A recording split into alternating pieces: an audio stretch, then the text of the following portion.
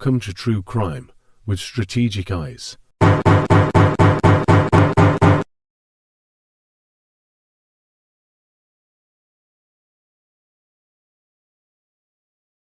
Strategic back again. What's going on, guys? Hope you guys are having a great weekend so far. Happy Sunday to all you beautiful people.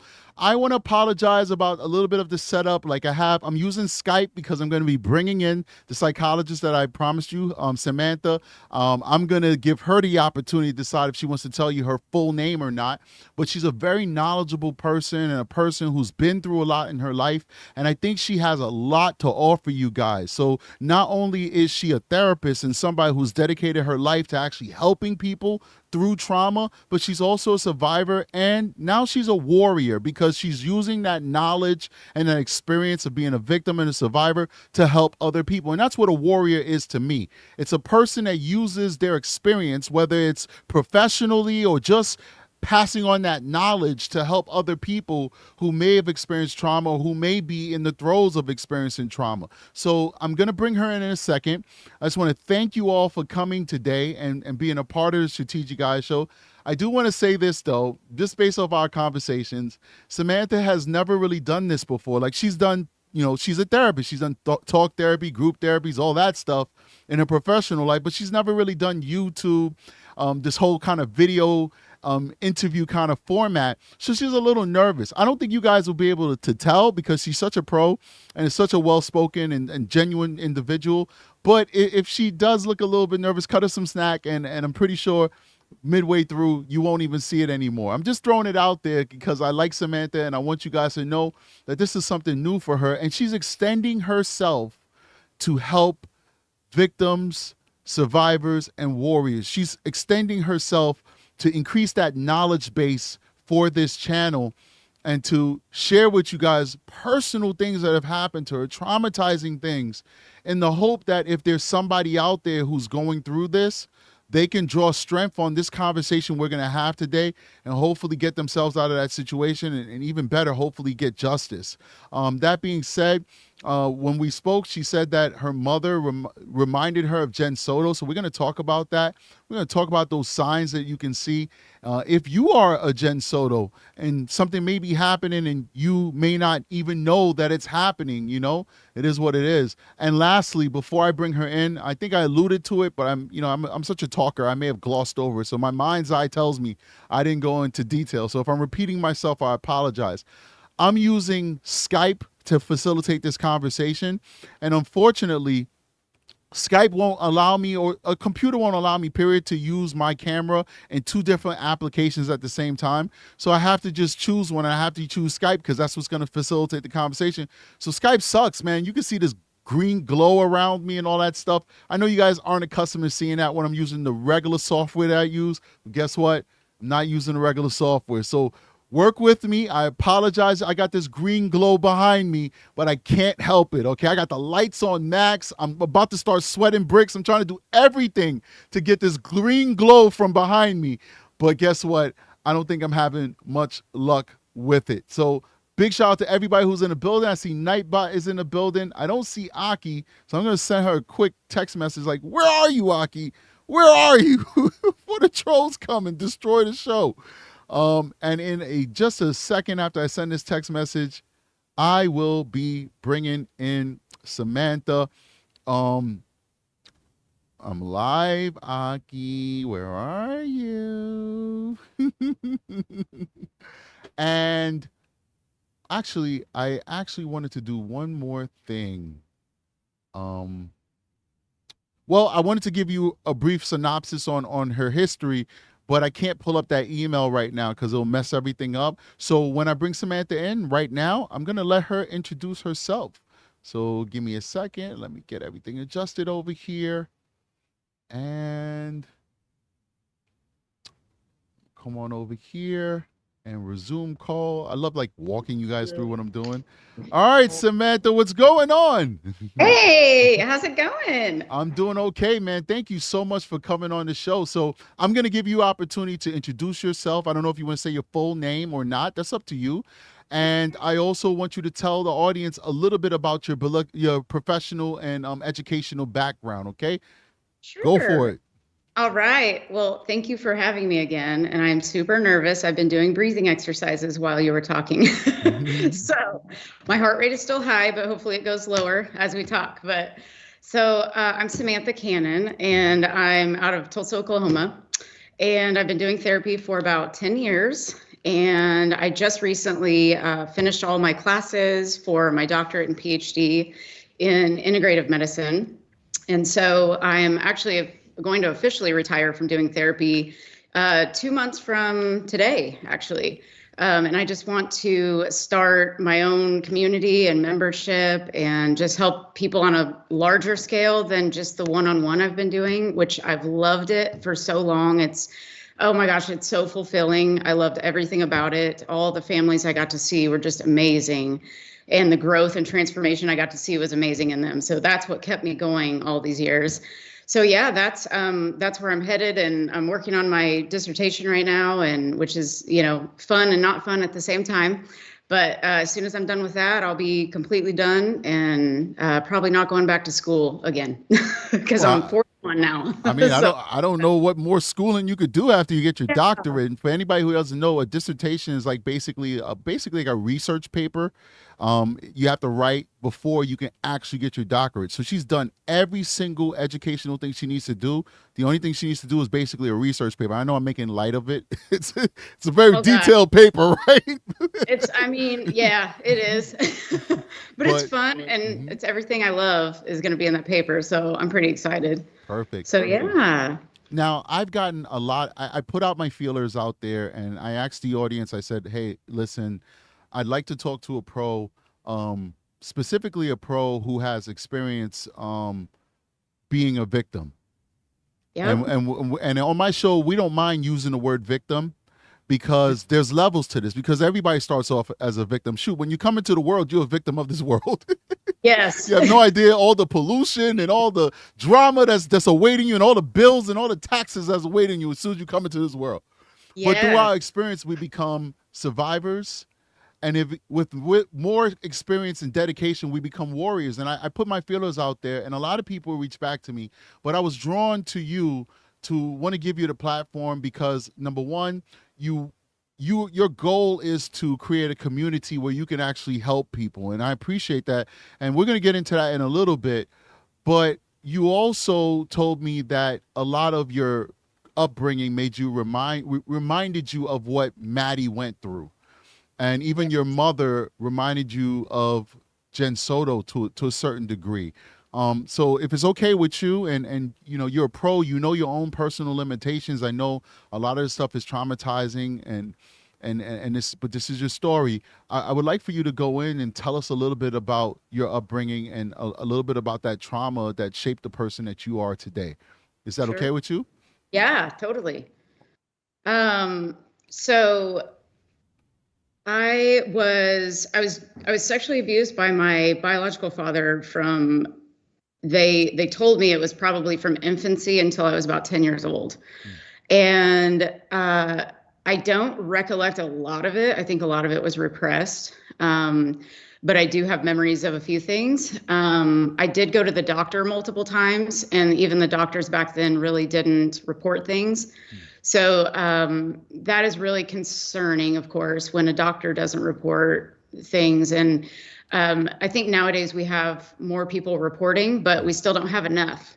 And so that's what caught my eye about Maddie's case, because there were really no signs that I was being abused. I mean, there really weren't. I was overweight as a child, and I was shy, but I got good grades. I was a good kid. I didn't do anything wrong, except I do remember one time when I was little, I would steal, or I stole something from a neighbor at one time, like a little watch or something. And so that was a sign, and that was ignored by my mom, I guess. But so other than that, there really weren't any signs. I didn't tell anybody. I didn't know to tell anybody. I just thought it was normal. But I knew inside it wasn't normal, because it was just so confusing when it's your own father. And so I also had experience with my dad. He would walk, in the nude in front of me and my friends, like late at night when we were supposed to be asleep. We'd be awake, of course. And he would just run by my bedroom door laughing and be naked. And that was really disturbing. And so, and then right before he got taken out of our house, he molested a friend of mine. And then that was a big turning point because her parents didn't tell my mom. And so about 6 months later, it was like 1993, I think, he was arrested in front of our house for indecent exposure. So that's what got him out of the house. And then he never came back after that. Like I'm pretty sure he told his therapist what he had done. But since he was out of the house, I guess they didn't report back then. I'm not really sure what happened, but we did have visitation with him, with like a DHS supervised worker a couple of times. And that was really weird as a child to go through that too. It was just very confusing.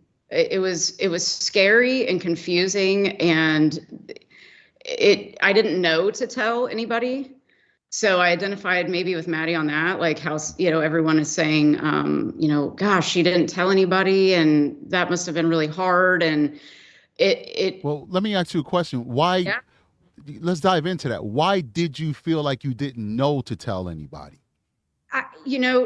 As I got older and I learned about trauma, because I didn't know anything about trauma back then, it really hijacks your brain. I mean, it just takes over your normal way of thinking, and it shut down, I'm sure, parts of the brain that are associated with recalling memory and all kinds of things. I mean, when you're going through something so scary, your brain just shuts down and it represses and to keep you safe. So I was more of like, there's fight, flight, freeze, and fawn. And I think I was a fawn kid, because I think I must have felt like if I said something that I would get hurt or killed by him. And I think if he would have stuck around after I was 10 years old, that might have happened. Because he was he was kind of like Stephan Stearns. And that was another thing that caught my eye about this case, because my dad was very weird. He would do weird things. And he also got caught molesting his sister when they were kids. And so no one told my mom, no one told anybody until after he was out of the house. And they were still on his side. So it was just a lot of, it's generational, on that side of the family, I guess, because my grandfather was also, he got in trouble for something at a college where he worked. Some girls reported him, and I don't know the full story, but I just know that he had issues too. Right. So, yeah. So trauma hijacks your normal way of thinking, and it doesn't stop until you're able to process those unprocessed feelings. Right. And then you can heal. So what was your relationship with your mother? When I was a kid, I thought it was good. When he was out of the house, she started kind of experiencing some psychotic episodes. So before that, I didn't really notice much of anything because I was so little. But once he was out of the house, she was diagnosed with major depression, I guess, back then. And then, but her diagnosis is actually schizoaffective disorder. So she just has. Can you explain what that is real quick? Yeah, it's kind of hard to explain. It's like, I don't fully understand it yet. I think because it's my mom and I can't put the two together. It's just so hard. But you do have psychotic episodes and you have delusions, kind of some paranoia, and a little bit of, I would say, narcissistic kind of selfish traits. I don't like to throw around the narcissist word too much, but just kind of more selfish, thinking about herself. She was in bed I remember for 8 months, one time she was in bed. She was really struggling. So I kind of was her parent, the second half of childhood, I guess I would say. Right. When I was 15, I wanted to become emancipated. I do remember that. So it kind of got worse as I got older. Her mental health kind of went downhill. And then I had a brother who was also very verbally abusive to both of us. So, and that hasn't changed either all these years. So it's just we had a lot going on, and I was the responsible one. So I think that's how I stayed sane, is that I had to kind of take over some things to keep the family together. So at any time with this part of your life, did you go to law enforcement? Was it ever reported, or everything that happened to your father, was that as a result of other people reporting? He was arrested for the indecent exposure because someone had reported him in our neighborhood, I guess, walking outside naked, and he would bang on trash cans or something to get people's attention. I mean, it was just really very creepy, right? Obviously. And so they had been like staking him out apparently for about a week in our neighborhood. So that was the end of everything. I know he went to therapy. And he, I guess he admitted it in therapy. And then I don't really know what happened after that, but I know DHS was involved. Okay. Because he wasn't allowed in the home, of course, anymore. Right. And my mom immediately was going to divorce him. So, so no one really went for the molestation. No, that wasn't originally what was reported. And then people that did know about him doing that, they didn't say anything either. So adults, of course. So. And this kind of like reminds me of the Nazara Harris case that I'm covering.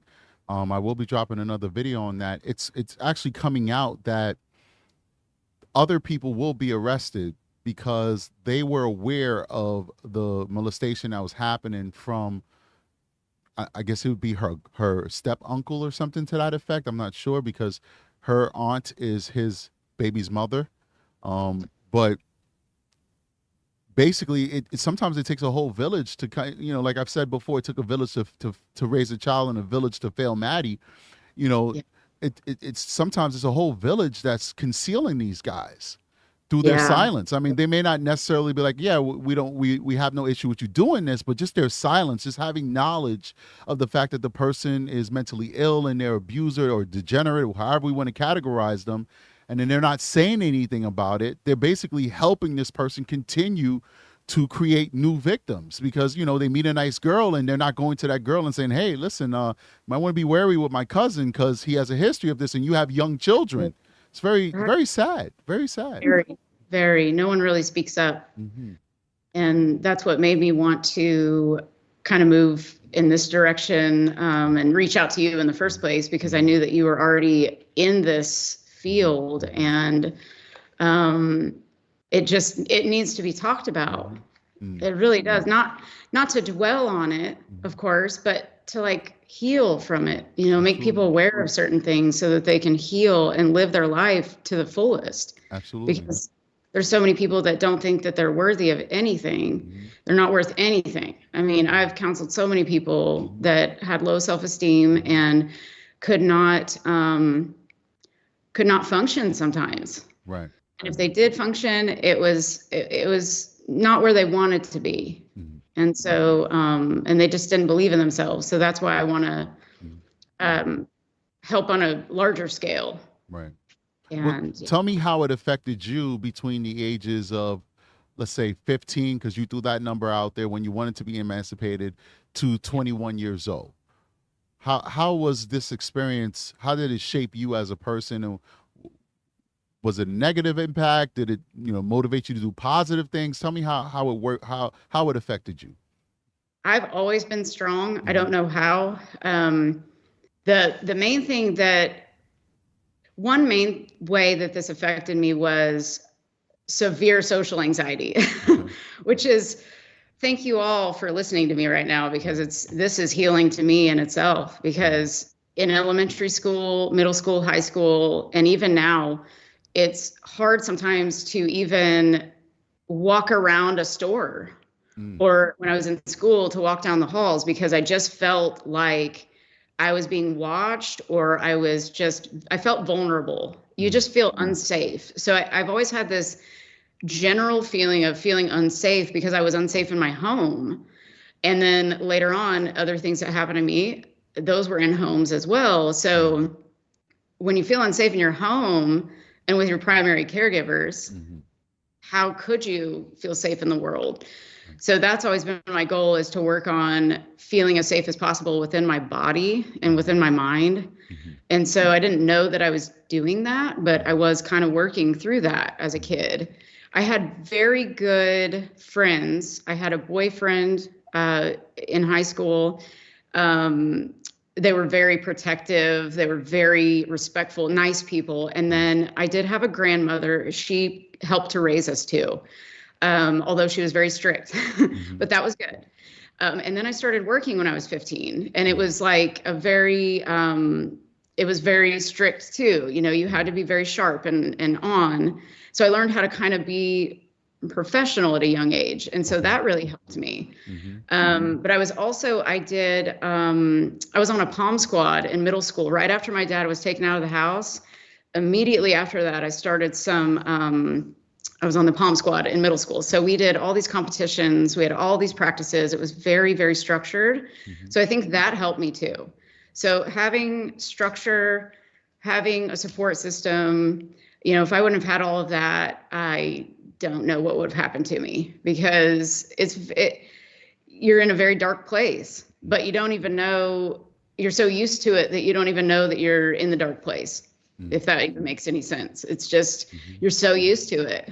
And so even the last couple of years, I'm 41 now, I've been still processing some of this stuff from when I was a kid, and hearing about this case, I think, has made, you know, it's opened up my eyes more, because I just feel so bad for Maddie, because I kind of, the abuse that I went through was probably nothing like that, because there was no internet really back then. And, you know, that had to have been terrifying, whatever he was doing to her. But, so yeah, it had a large effect on me for sure, but somehow I was able to stay strong and keep busy.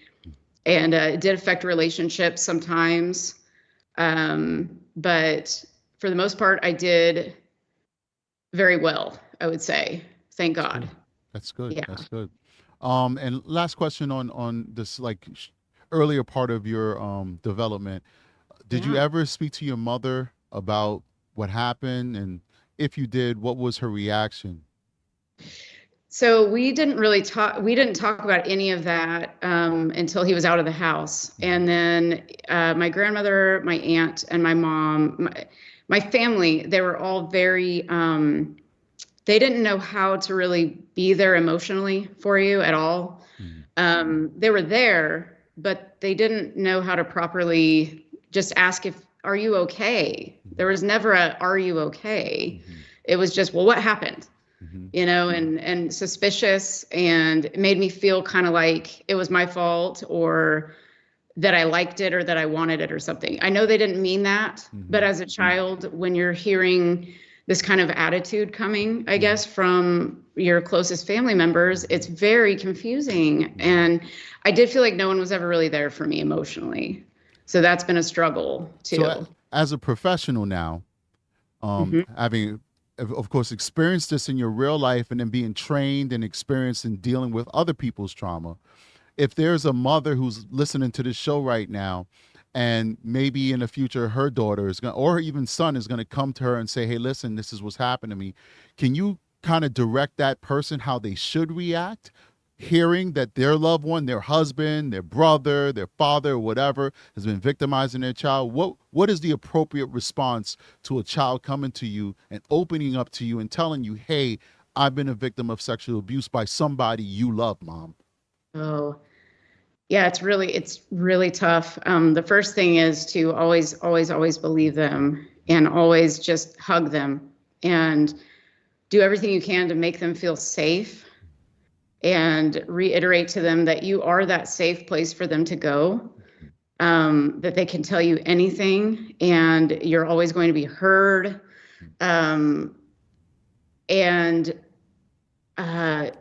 Prevention is definitely key too, because kids don't know to tell. Even if you tell a kid to tell, you know, it's still sometimes they won't tell. because they're too embarrassed or they're too ashamed. And so I guess talking to kids about feelings in general is very helpful, to teach them, if they're feeling uncomfortable, what does that feel like? You know, how to say no. A lot of people, even our age, cannot say no. The people pleasers. I was one of those too. I didn't know I could say no. So now I'm having to, I have to reparent myself, sometimes, and say, you know what, I can say no to anything I want. I don't have to do anything I don't want to do. So it's reminding yourself you're an adult too, and not that little child. So as far as kids, there is that movie called Inside Out and Inside Out 2. I did use the movie Inside Out when it first came out with clients, and I would take little coloring pages with me every week, and we would write down, 5 things that make you mad. And then, just kind of, I used that movie a lot, and it was so special, and the kids loved it. And so I highly recommend parents sitting down and watching those movies, especially the first one, because that's just basic feelings. And the second one, anxiety comes in, and there's a couple other feelings, but basic feelings on Inside Out 1 would be perfect, just to teach them. You don't want to scare them by any means, but to tell them that they're allowed to say no. They're allowed to tell somebody, that makes me feel uncomfortable, and teach them what does uncomfortable feel like, and teach them what safety means. And that requires parents to learn those things themselves. So that's another reason why I'm wanting to kind of create my own community to where we can talk about those things. Because some people you don't know what you don't know until you know it. Right. And so that's really big, because parents don't know what to do, and they don't even know what to really ask sometimes about this. It just happens, and then we've got to figure out what to do in a crisis. And so I want to prevent those crises from happening if possible too. Right. And I'm going to jump in real quick and just chime in from my perspective on what I think they should do. And after that, I want you to talk a little bit about the community that you want to build before we segue into some of the things that happened to you when you were an adult, and really dive into the process of your experiences when that happened to you. So really quickly, somebody said in the chat, you got to believe your children at the end of the day. If your child comes to you and tells you that you are a victim of sexual abuse, you call 911. Yep. There's a process.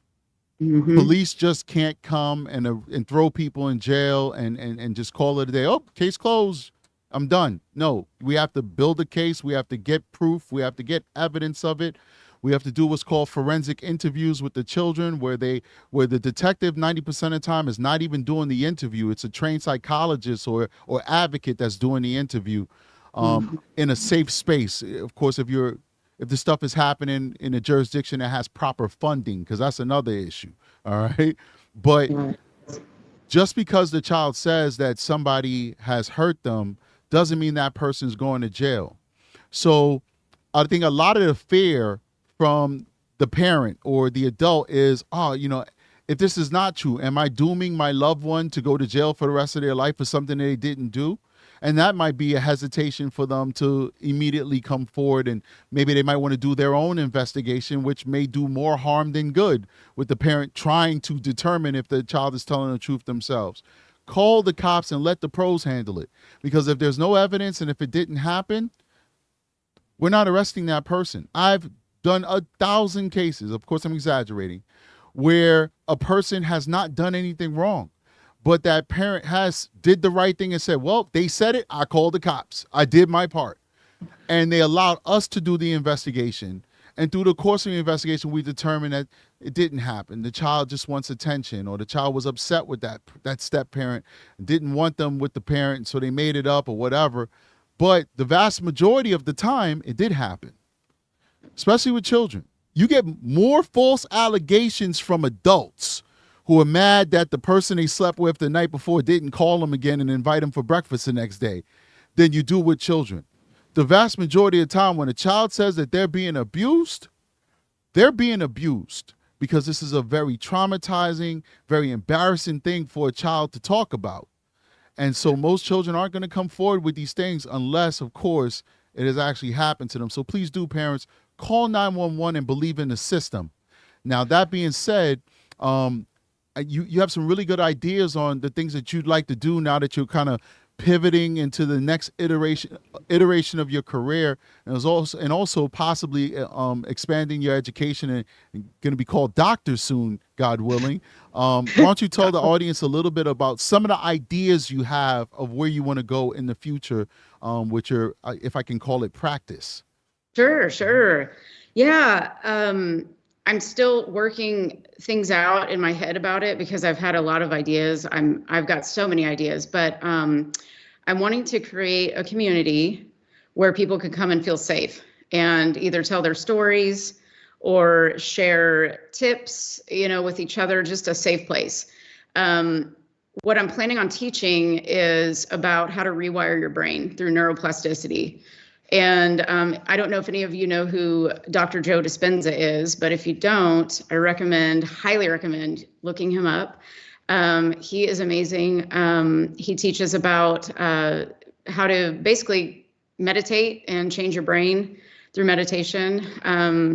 One of his meditations I used in my study that I did last year, we did meditation with one group and EMDR therapy with another group. And then we combined the two with the third group, and very small group of 9 people. We only had to have a few people in this study for my paper purposes, but it was really interesting because we basically had the same results for everyone. So meditation worked just as good as EMDR therapy.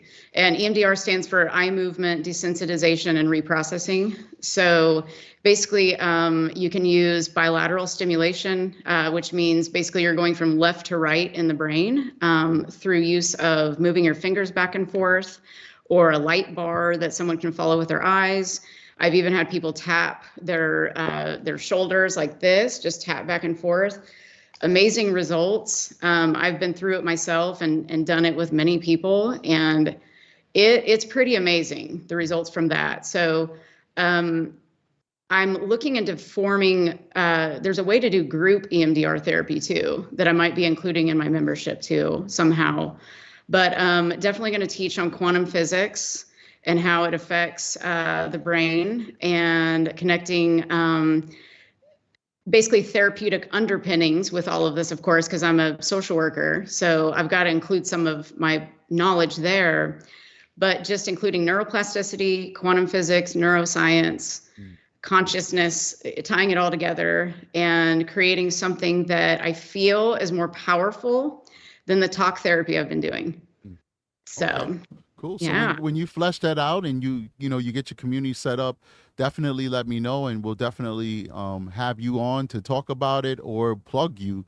And hopefully somebody will find some value out of it, because it's important stuff, man. Like when you're dealing with healing trauma, you got to have an open mind to explore different avenues, because talk therapy is not going to work for everybody, you know, and even medication may not work for everybody. This, we're seeing from this whole Maddie situation how, I don't want to go out on a limb because I'm not a psychologist or a psychiatrist, but it just seems like these people are over medicated, because how can we have so many different people from different backgrounds, different experiences, different parts of the country, who all meet up in Kissimmee, Florida, and they're all on the same medications? Even when I talked about Stephen Young, who seemed to be the most grounded out of everybody, and I commended him for loving Maddie and being a positive role model, I said he was the only guy who wasn't on medication. And when I did the part 2 of his interviews, I realized he was on medication for depression at one point too. It was like everybody had some. So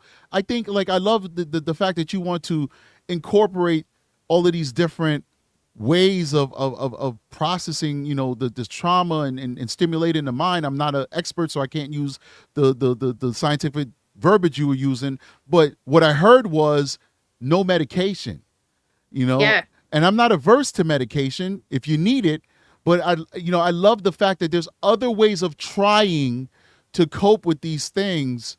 And if they don't work and you need medication, then that's what you need. It is what it is, but I think we need to explore these alternatives more than just enriching the pharmaceuticals and have everybody walking around looking like zombies. And now we have a situation with Jenn Soto where what her negligence was so horrible, in my opinion at least.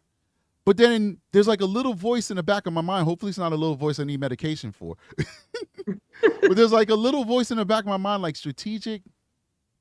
Maybe she didn't know because she was like a walking zombie. You know, maybe she really didn't know because she was, like Stephan Stern said, zonked out, you know, just so medicated, so knocked out with the 5 different medications she's taking. Every single one of them can result in you being in a coma, you know? And it's like, do we really want to have a country where half our population is walking around like that? You know, it just seems like a predator's paradise to me. You know, what do you think about the state of medication from a therapist's point of view? Like, how do you feel about that? Yeah. Well, one of the reasons why I am about to do what I'm doing is because I wanted to do this years ago. I started something like this about 14 years ago, but I never did anything with it. And so, but my mom was on a lot of medications, a ton. And I was like, what the heck? You know, like, this isn't working, you know, and she would have different episodes, and I'd have to tell her, you need to call your doctor about your medication. Something is off. And so I just saw a lot of, you know, over medication in my family, because it wasn't just her, it was everyone. And not my grandmother, but pretty much I think everyone else was on some type of medication. And this was in the 90s. I think it was a book called Prozac. Was it Prozac Nation or something came out? And I remember being a little girl seeing that book, and I was like, what is that? You know, I think it has a pill on the front of the cover. And I was just super confused as to, like, why are we taking these pills? And then I saw so many people on something, which is okay. It's not that they're totally bad, but I like to use them for a temporary type of thing, to where if you're super depressed, you're not going to hear a therapist, you know, try to give you therapy. You're just not going to hear it. You're not going to receive it because you're that down. And so you got to have something to balance out your brain chemicals. You just have to. So, but these people that are on, like, I was diagnosed with PTSD and generalized anxiety disorder. Well, I could be on something right now, but I'm not, because I meditate and I work out every day and I do these things to take care of those feelings that I have. Right. But they would prescribe them to me for sure. I know they would. And they overprescribe for sure. I know they're doing the best that they can at the time within their policies, because I've talked to many doctors that are like, we want to, you know, say these things that you're saying, but we just can't. The people that they work for, you know, they aren't allowed to say those things. They have to stick with the book, right, you know, and it makes sense because you can get sued and, you know, get your license taken away. I get that, but society wants to keep us sick, and because they're making too much money off of it. Right. So, and the clients I saw, a lot of them were on medication. Some of them weren't, but a lot of them were, and they were younger, some of them too. And that's what really got me thinking about, I want to make something accessible to everyone. And the only thing that is someone's mind. So I want to teach people how they can use their mind to heal anything, and how powerful the mind really is. And we just don't believe it yet. Right. But the mind can heal the body. The body always follows the mind. Man, so if you have a disease, No, that's so important, because I mean, like you said, you know, look, you suffer from anxiety, PTSD, and look where you're at right now. You're on a YouTube channel talking to thousands of people. And what has gotten you to this point? I mean, we don't want to simplify what has gotten you to this moment, but you listed a few things. Working out, you know, that releases, everybody will tell you that. Any gym rat will tell you that. Any doctor will tell you that releases stress. You know, eating right, you know, feeling good about yourself. You know, like you said, you were overweight when you were young. You were clearly a woman who is fit now. I recently lost 60 pounds since January to, I think, May. I lost 60 pounds.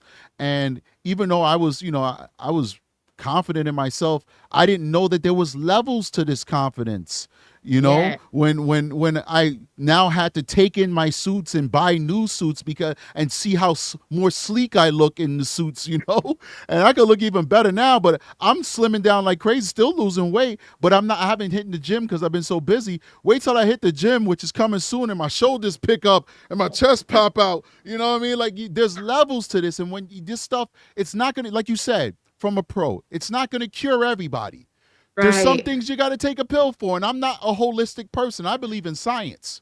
If you got to Yeah. take the pill, you take the pill. But you may need the pill, but right now they got you on 4 pills. Maybe if you do some self-love, you only need 2 pills or 1 Yeah. pill, Or depending on your circumstance, God bless you if this is the case, you don't need any pills if you start healing within.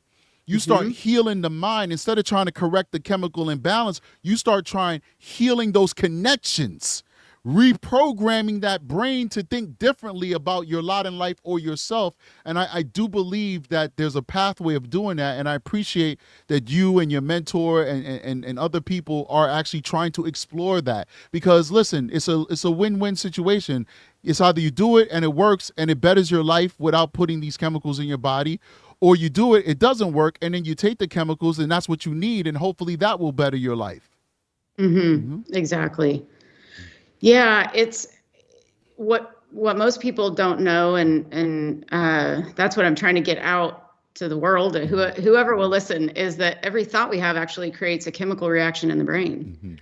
So every situation that happens in the world is essentially neutral until we define it and make a meaning of this is positive or this is negative. Right. And so, and I know there's bad things that happen. So we're not going to say, oh, that's a great thing, but we have to learn to process things that are bad as, well, what is the gift in this event that happened to me? What is the gift? What is a lesson that I can learn to take with me instead of letting this drag me down? Right. And keep me stuck there. So that's what I learned somehow to do over the years. Speaking with clients was a huge part of my healing. I went through a divorce actually just a few months before I started practicing. So I started actually practicing in 2014, and I'd been with my ex-husband for 8 years. So I was going through it. Like 2014 was a really hard year, but the clients, they were going through harder things than I was. Right. And I was seeing them in their homes for the first 5 years that I was practicing. So when you're in their home with them, It's very brave of you to do that. oh my, it really wasn't as bad as it sounds, but there were some scary places I went for sure. I didn't keep those clients for very long because there were some scary things that did happen, but I developed some good skills, safety skills. Right. And so, but I know that, through talking to people about their stories, it helps heal the healer. We heal through each other talking. And so, and I learned how to teach. I didn't know how to teach before then, and kind of became a teacher. And I really enjoy teaching things that make people have an aha moment that they can actually very simply, it does take some work, but it's actually simple things that we can do to feel better. Right. And you said levels. There are levels that we don't even know that we're capable of. Right. Absolutely. Yeah. Yeah. Well, I think something you said is before we segue into the second part of the show. Well, there's going to be three acts to this show, 3 acts. So we'll go to the second part, which is your adult life and some of the things you experienced. But you said something that was powerful to me, because there is therapy for us as the care providers. In our capacities, you're doing a different type of care. I'm doing a kind of justice care. When you see other people's suffering, it kind of puts things into perspective for you. And I mean, it's a slippery slope because everybody's trauma is their own. And I'm not saying that we should ever look at other people's trauma and say, oh, mine's is nothing because this person is going through that. Not at all. Yours is yours. It means something to you. You deal with it, and you try and heal from it. You don't just throw it away because somebody else got something worse done to them. But it does put things into perspective. As an officer, going into people's homes and seeing the different levels of poverty put my upbringing into perspective, the poverty I grew up in. Like, hey, wow, it could have been much worse. Also the trauma that I hear from people, it kind of makes me appreciate my life more, and helps me navigate when I'm going through things, to say, hey, you know what, this is tough, but there's people who have it worse, and if they can make it through it, you can make through it too as well. We will be pinning some comments. The moderators will choose what they want to say, and when we have time, we'll get into it. If you pin something, moderators, just leave it up there, because we probably won't be able to ask it right at that moment, because we might be into something a little bit heavy, but we'll get to it. But at this time, I'd like to segue into a second instance of trauma that you experienced. And the reason why I want to talk about this is because in this instance, you had contact with the criminal justice system as a victim. And I want to go into that because I think that that's a space where a lot more people will experience. Because I don't have the statistics, but I'd hope that there aren't as many child victims as there are adult victims. And I don't see that in my caseload either. I see way more adult victims than I see child victims. So I think that this would be very helpful. And, we spoke off the air. I want you to be as candid as possible, because I know that you didn't have the best experiences with law enforcement. And we want to talk about that. We want to dive into it, because that's something that a lot of people may have experienced. Just as much as there's people who could say, God bless the police and thank you for your service, there's going to be people who are going to say, I don't feel like they treated me right, or they were trauma informed when they spoke to me, or, that they cared, and I want to talk about that stuff. And I also want to talk about the experience you had just with going through the process after the assault, with the SOECK kit, the SOC kit, dealing with a safe, sane nurse. What was your experience with that? And I also want you to ask me questions as well on, what, I don't know, you sent me a whole bunch of questions, whatever question you want to ask me, because at this point, I want you to take the time to explain the situation, but I also want us to have a back and forth, because now people will have the opportunity of hearing this discussion from a victim's perspective, as well as from a law enforcement perspective, and how we can bridge that gap together. And hopefully law enforcement will see this, maybe even agency heads will see this, and they can take something on how they can better their policies and training, so that we can meet in the middle, because we both have competing desires. My desire ultimately is to give you justice. You have a desire too. You want justice, but you also want to heal, and you want to come out of this situation whole. And sometimes those desires butt heads. And I think this is a great opportunity to have that conversation. So why don't you walk us through what happened to you? Yeah, and one thing that you jogged my memory about, one more thing about childhood, when I dealt with the police, I remember I couldn't find my dad, and because he had been arrested. So I was like looking throughout the house, and I went out into the garage, and there was a policeman standing there, and he looked at me and he just told me that your dad has been arrested.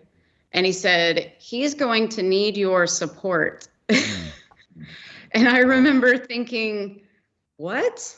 Why would he say that for? Did he know what he was arrested for? I'm pretty sure he did. Now, maybe he didn't. I'll give him the benefit of the doubt. Who knows? I'm pretty sure he knew. I'm pretty sure he knew, though. Yeah. And isn't that weird? It's and very so weird. that was another thing that was so confusing to me, because I'm like, well, what about me? What about us? What about me and my brother? Right. Like, what do we, what kind of support do we get? And we didn't really get any support. So anyway, that reminded me of that. And then, so I was Wait, working. before you get started, just to answer this one question, because it's relevant to what you just said. Somebody wants to know, how old were you when that statement was made to you? Oh my gosh, I was 10. 10 years old. So that just shows you how retarded this officer was. Oh my God. Knowing, I think that was the indecent exposure. Yes. So the father's arrested for a sex crime. Yes. And the cop is telling a 10-year-old, well, we just arrested your father and he's going to need your support. Yes. Come on. I was like, what? But later on, at the time you don't know, you're just like, you're a kid. But then whenever I got older, I was like, what the heck? Why would he say that? That was just the weirdest thing. Right. So. And just I do want to segue into the next part of the conversation, but where was this that this happened? This was at my house. Like what state? So my childhood home. Like what state? What state? Oklahoma. Oklahoma. Okay. Yeah, Was this like a major department or a smaller department? So I'm in Tulsa. So it's a pretty, Tulsa's pretty big. Pretty big, right? Okay. Yeah. The reason why I'm asking is because, there is a difference in the quality of officers you get, depending on what part of the country you're in, how much the budget is, how much training. Tulsa is a decently sized department, but it has had its problems aside from this, like with police shootings and abuse and stuff like that. Just because it's a large department doesn't mean that they're investing their money in training. Sometimes these departments, their budgets are tight, and so most of that is in payroll, and benefits, and not a lot in actually teaching people how to be good officers. A lot of that stuff is due to training. And I just want to say one more thing, not to be a law enforcement defender, but this is just a fact. You're 40 years old. I'm not calling you old because I'm much younger than you. I'm 40 and you're 41. So you're kind of on the upper end, but, but that was like 20 years, 20, 30 years ago. Long time ago. Right. And so in law enforcement, we've come a long way. Yes. And learning how to address these things and understanding that how to do trauma-informed interviews and how to put the victim first. All right. We come a long way from the days where, 30, 40 years ago, you come in, hey, this guy, he grabbed my butt while I was walking down the street, and the cop is going to be like this. Why you dressed like that for? If I saw you, I'm the officer, and if I saw you, I think you wanted it. We come a long way from there, but believe it or not, there's a lot of people in this chat and around this country who would say, yeah, I experienced that. That was told to me specifically. So I just want to say to Tulsa, wherever, I would hope that in that 30-year span that they have done better and are doing better. And I believe that many agencies are trying to do better, because there are ramifications if you don't. People now can sue the bejesus out of you. Yes, they can. Happen every day. So yes, let's segue into that next part. Please fill us in. Take your time. Once again, your limitations, and to the audience, so you won't go anywhere that you're not comfortable. And we appreciate that. And to the audience, I should have said this from the beginning. This is a trigger warning, okay? I'm not PC guy. You guys know that. You guys getting to know the show. You guys know Strategic is raw, but this is serious stuff, and we have a lot of victims, survivors, and warriors in the chat who may see their story in Samantha, and it might trigger them, might take them to a place they don't want to go. So please be mindful of that, and if you need to click off, all right? I won't be mad at you. I'll catch you another time, all right? So that being said, with a trigger warning, please do, Samantha, talk to us. Sure. Well, it was this started out very innocently because I had a coworker that we wanted to have like a little girls' wine night at her apartment. And so we had been talking about it all week. We were so looking forward to it. And it came to be, I think it was like a Friday or Saturday night. It was September 11th is when it happened. So of 2005, I want to say. That was a long time. We're almost at 20 years, so this didn't happen this month or anything. Sorry about that. So, so I would have been I think I was 21 at the time. And anyway, so I had a bad feeling before I went over there. And I invited my best friend to go over there with me. And I told her, I was like, I don't really want to go. And she was like, I don't really want to either. And I was like, well, we'll just have like one drink. It'll be okay. And then we'll see what happens. And so we were just going to go over there for maybe like an hour, and it was not an hour. And so we were just over there drinking a little bit. I remember so it was my coworker and her fiance at the time that were there at the apartment, and then me and my best friend. And so she was, I don't know who was making the drinks, but they were just bringing them to us. We had a couple drinks. We had a shot of something. I think it was, I don't know what it was, but it was cloudy. And she said, well, there was tequila rose in there before that, so that's why it's cloudy. And that was just a little odd, but you trust these people. You trust that nobody's going to do anything to you at a friend's house. Right. And so I didn't think anything of it really, but I still had that little like, why did she say that? Now, nowadays, I wouldn't take a drink from anybody. Like, never would have happened. But so anyway, I started to feel really, really, really drunk, like intoxicated really fast. And at the time, we were partying it up at that time. You're in your early 20s, you're drinking on the regular. It wasn't a thing for us, but I felt way different. And I ended up, vomiting a few times, ended up staying the night there, unfortunately. And then I just woke up to being sexually assaulted. And that's basically what happened. And then afterwards, the next day. And just to clarify, that was the coworker that you were supposed to drink with's lover. Fiance, yeah. Fiance, got you. Yeah. And so I found out later that he had hit her. They'd gotten into a fight, and I think he had beaten her up or something. Later on, I remember getting a Facebook message from her years later. I was married and happy and got this message from her, and she admitted, because at first she didn't admit that she knew, but then later she admitted that she kind of knew what he was doing, because he was like, well, I'm going to go sleep with Samantha. He literally told her that. And so, I was drugged with something. I tried to figure out what it was. I don't know if it was GHB. I think it might've been GHB, because they like to do, I remember her telling me they like to take something and listen to trance music. That's all I remember. And so, so that happened, and it was very, very, that was one of the darkest times of my life, I would say, the next like 3 to 4 months. It was super dark. Couldn't look in the mirror for a few days. That was really sad. Because I was so, having that happen to you as a child, it was almost like I was used to that. And I had processed through that already. I'd been in therapy since I was 10, off and on, throughout my whole life. So I had support, but this was different, because as a child, I couldn't protect myself. But as an adult, I felt like I should and could protect myself.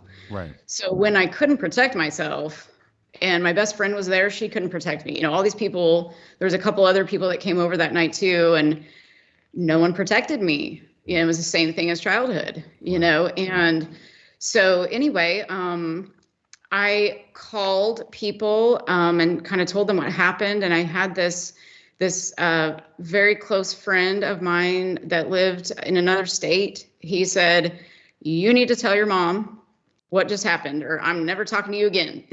Right. I was like, okay, that's harsh, but I'm gonna listen.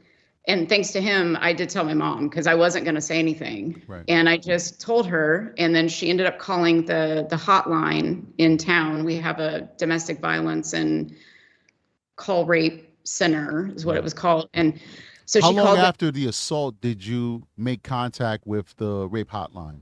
That was about probably about, unfortunately, it was about 15 hours or something. So I had already gotten sick so many times. I mean, I was vomiting all day afterwards too. And so,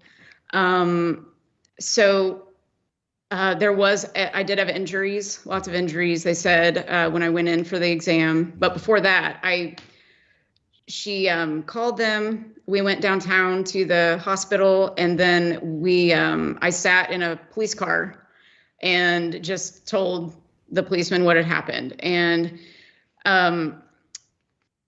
it would have been helpful if anyone's listening out there, if if someone would just say, "Are you okay? Do you need anything?" That'd Right. be really helpful. Do you need a blanket? Do you need a drink? Do you, not just like, tell me what happened, and they're taking their notes, like they're there to do their job. I know it's traumatizing for them too. And But who's this? Was this the detectives that you were talking to, or the hospital staff? it was just a policeman that Okay. was out front of the hospital that they call in. And then I think they Now, go I got to say this. I want to jump in here real quick Yeah. because this is pretty much how it works in most departments. And this is sometimes the place where we have the biggest disconnect because the different levels of training. Normally, when a victim first reports this, their first contact is not a 2,000-hour trained sex crimes detective with hundreds of cases under their belt. Normally, it's the patrol guy, it's the sheriff guy. And these guys have almost zero training on how to deal with somebody who's been a victim of sexual abuse. In most departments, from the largest to the smallest departments, all that training and that money goes into the people who are actually doing the investigations. But the first person who makes contact often is just a regular patrol officer.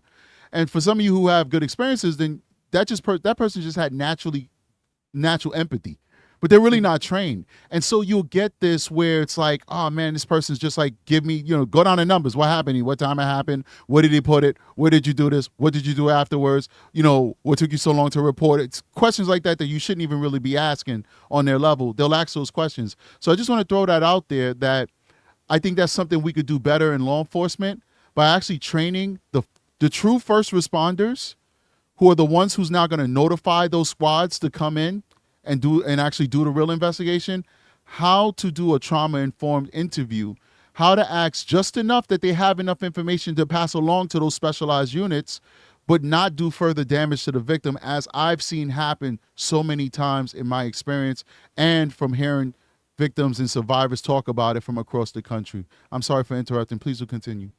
Oh, you're fine. I agree. And I just think that just a simple telling people, just asking, are you okay? I'm so sorry this happened to you.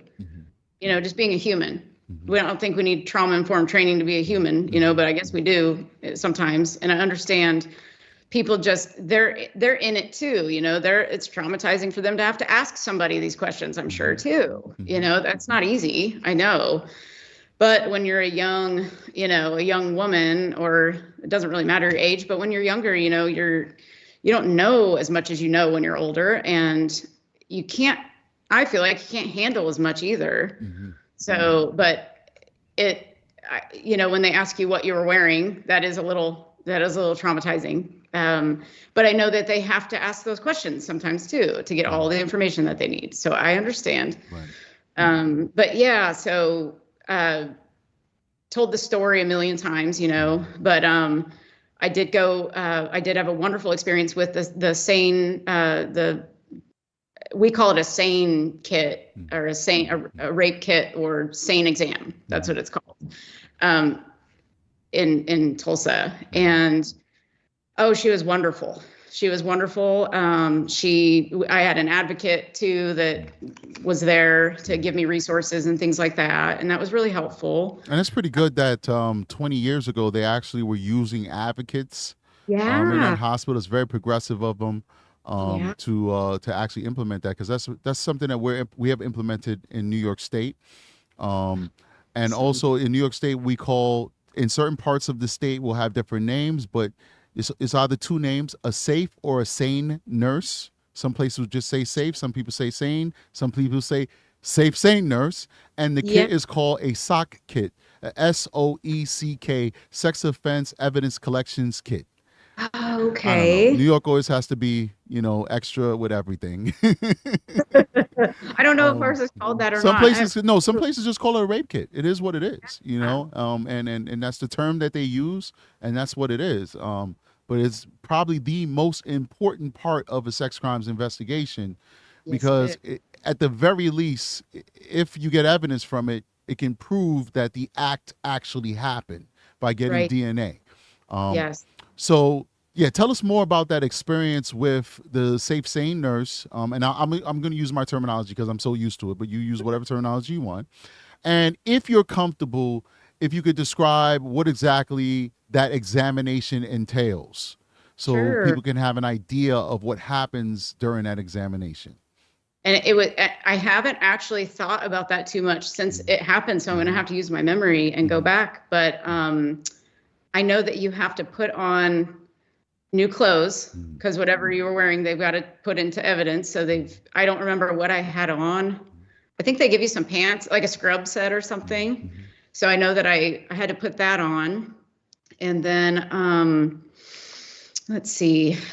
I know you've got to, it's kind of like a gynecological exam, you just have to sit back and, have them look at you. I remember being able to see, they had that area magnified on a projector, I think it was. I want to say it was a projector or something. And where you could see, any injuries basically that you have. And so I remember seeing that. They give you a Plan B pill to take just in case anything happened with that, as far as pregnancy could be concerned. I believe they test for STDs, maybe. I don't remember if they did that back then or not. I know now you'll get the Plan B and you'll also get a full regimen of prophylactics, AIDS, HIV, antibiotics, because, many of these things you can't test for right away. So they just give you the drugs to make sure that they don't develop. So that's also a very important thing. Sometimes I'll tell victims who are on the fence, sometimes there's a misunderstanding with a hospital. They may have said what happened to them. They call for PD and then they say, well, no, I don't want the cops to come. But then our supervisor will be like, well, just show up anyway, just to make sure, since the person's waffling, just go talk to them. And I'll talk to them like, listen, I really didn't want you to come in the first place. Hey, there was a misunderstanding. We came, but please do, at the very least, take the medication that they're giving you. If you're not ready to come forward, that's perfectly fine. Because, if you don't take the medication, things could develop later that could destroy your life for the rest of your life, where it could be avoided if you take those prophylactics. So I would definitely encourage anybody who is watching, if you ever are a victim of sexual abuse, you do not have to have police respond. I just gave an example of a situation where the victim actually waffled on whether they wanted police to respond or not. And so we responded just in case. But you can go to the hospital and say, listen, I was a victim of sexual abuse. I would like for you to take a kit and just hold it and not release it to police. And I want the medication. Make sure you go and get the medication. Because if that person has AIDS or HIV and you get that medication, there is a super high percentage chance that you will not catch it. I don't want to give the numbers, but I know it's like in the 90th percentile. That if you take that medication within, I think, 24 or 48 hours, you will not catch that disease. Yeah. But if you don't, and you just want to put it out your head, there's a possibility you can catch these things. And that would just be so tragic, a tragedy on top of a tragedy. Before I bring you back in, I do have another highlighted question I want to just get to real quick, and then I want you to please do keep continuing. So Alyssa says, strategic, I love that you want to merge law enforcement and psychological perspectives, especially with cases like Maddie's. We need to analyze it from a trauma-informed lens. Love the collab. Well, thank you so much. I thought it was going to be a question, but it's a compliment. We'll take compliments on the show anytime. So thank you so much, Alyssa. And I just want to say, Samantha, you're doing an amazing job. One would not know that you are nervous or whatever unless you told us. So you're doing really good. And, and I just want to say midway through, thank you so much for having the courage to come on here and sharing with us these traumatizing events that you've gone through. I know that you know, and I hope that you know, and you have to know that you are making a difference in people's lives right now at this very moment by sharing these stories with us. So thank you so much. Just wanted to tell you that. Thank you so much. Thank you. All right. So please continue. Well, yeah. Well, it's funny you say that, because during that exam that I was having, that was one more thing that happened after it was over, or I think it might have been I don't know when it was. It was before or after. I was sitting there, and I, you know how you hear God sometimes. You receive a thought, and you say, God told me that. Well, I was told in my mind that you're going to use this to help a lot of people, and so that I feel was the meaning that I assigned that day. I was still traumatized. I was still feeling shame and guilt and all of these feelings, but deep down, I knew that I would use it to help people. And I certainly did use that experience, because a lot of the people that I saw over the years had that happen to them, a lot of them. And I think I was able to help them more because I understood what it felt like. Like I was never addicted to drugs, so I didn't want to go into, alcohol and drug addiction counseling, because I just feel like, for me, I want to know what that person's kind of been through as much as I can to be able to help them from a perspective of, actually feeling it in the past. And Right. so, that way they're not talking to somebody that's never happened to. I mean, they just feel more comfortable. And so, I don't know. The experience was actually not too bad, because I had a great nurse who she talked me through the whole thing, everything she was doing. It's never fun to, show your business to everybody, but, Right. but it was just her, and she made me feel comfortable. And, I knew that it was a procedure that needed to happen, because it would hopefully get someone in trouble. But that part was not bad. I felt supported. Dealing with law enforcement was a little different, because I had had other dealings with law enforcement before. So with my brother and with my dad, and just other things that happened in childhood too. So with other family members. And so, but having to tell your story, also when you're a female, having to tell a male, sometimes that can, be hard for women to do. I somehow was able to just talk. I was always able to be strong and do what I needed to do. But inside, I didn't like it, and I didn't think that I had any right or any, like, that I could say, hey, could I have a female policeman maybe? I don't know. It's not fair to be like sexist like that, but sometimes, it can trigger someone if it's a male that they have to talk to. We spoke about this behind the scenes, and I explained to you, like, sometimes I might be talking to a Caucasian female who just got victimized by a stranger black guy, and now in her most weakest moment, she's not racist at all, but here's a guy here's a 6'2" big black guy who looks just like the guy who victimized her, and now she's got to recount this personal traumatizing story to this person. So, like, even I have to be mindful of that, where sometimes, even though I'm a very masculine guy, I have to make the effort to do little things like maybe make myself a little meek, cross my hands, feminize my voice, like, hey, how you doing, just to try and make her feel comfortable. I say in my experience, I've had nothing but great success with it, because, as human beings, once somebody realizes that you're there to help them and you're there to support them, they'll open up. But I could definitely see what you're saying. But unfortunately, I can't speak for every law enforcement, but I've never heard of a policy that exists where you can change an investigator. True. And the reason why is because, in terms of, like, I want a male or a female, under certain circumstances, they can accommodate. But number one, there aren't a lot of females in law enforcement.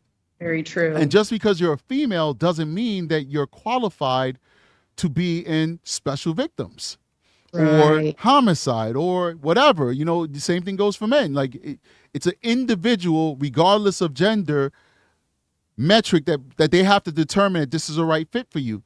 And so if we did allow, well, you could choose whether you want a male or a female, a white or a black, which should never be a choice at the end of the day, you then it's not fair to that female who now has 50 cases and the guys only have 2 cases. Exactly. Because everybody wants a female investigator, and then how effective can she be when she has 50 cases, but and she has to investigate them all. But I do understand, and it makes perfect sense what you're saying. But I guess what I want to convey to the audience is that when you're dealing with law enforcement, you're going to be dealing with a mostly male-dominated profession. The profession has made a lot of headway into bringing more females on board. But at the end of the day, it's not a situation where females are not allowed to come into the profession, or it's a situation where females don't really want to come into the profession. Because before you can earn your way into being a detective, you have to be on the street as a beat cop. And there's just not a lot of women that want to go out there fighting crackheads all day long to get to the point where you can now put your time in and now become an investigator of some sorts. But I think that's important that you brought that up. And, hopefully we could, keep diversifying the forces where, it could be a situation where people can feel more comfortable with the person who's investigating their case. Please do continue. I'd love to hear, what are some of the issues that you had with law enforcement? How did your investigator treat you? At this point, who cares if you hurt their feelings or not? They're pros. They should be able to take critique because this is your experience. I'd love to hear about that.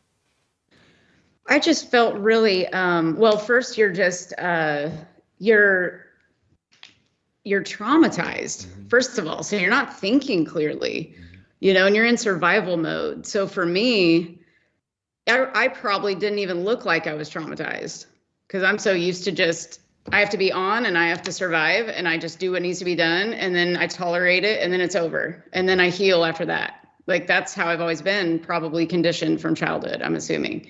So you probably couldn't even tell that I was having a problem. I was just recounting the story. And it was just, I felt like he didn't believe me, probably because I wasn't emotional as much as maybe I should have been. Right. And so he was I wouldn't say he was condescending, but I felt like he was almost suspicious or something like, I hear this all the time, which again, I understand there's people that lie about it. But he didn't seem like he cared. And again, I just think that if we would bring a little more humanity into things, right. I know it's a hard job. I know that they deal with a lot of, bad people, and they're called all kinds of names, and they have their own stuff going on. But when you have somebody that is not doing that to you in the moment, remember why you became a policeman in the first place was to help people. Absolutely. And I think that we've taken humanity out of society, unfortunately, and we're recording fights at schools and posting them, and all that crazy stuff going on. It's too much. And so we've got to start with authority figures, teachers, policemen, therapists, doctors, bring humanity back into that, and respect and care and gentleness.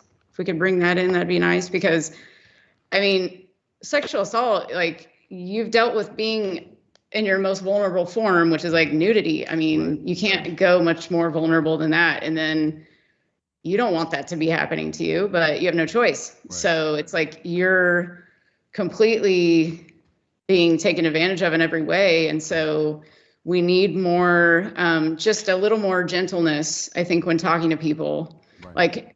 I know this is going to be hard, that you have to recount this, and I'm so sorry this happened to you. Just using some words, and even during the interview, maybe ask, hey, are you doing okay?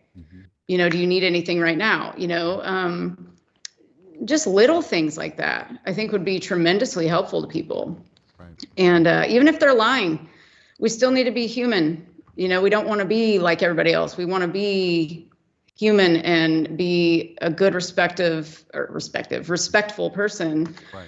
And show people that, we care and love them. And if we bring love back, that would be nice. Let me jump in here real quick. Because I think you brought up a lot of good points that I'd love to share from a law enforcement perspective. and an idea that I thought about that could actually kind of help keep things fresh in these units.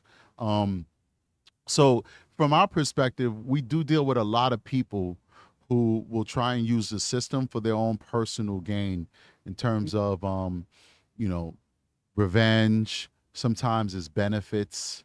There's a lot of these, and especially in rich municipalities, if you make certain allegations, it could put you on the top of the list to get housing, and because it's like DV housing, they also have sexual assault, housing, So, I'm experiencing housing instability. So if I say this happens to me, I'll be able to get X, Y, and Z.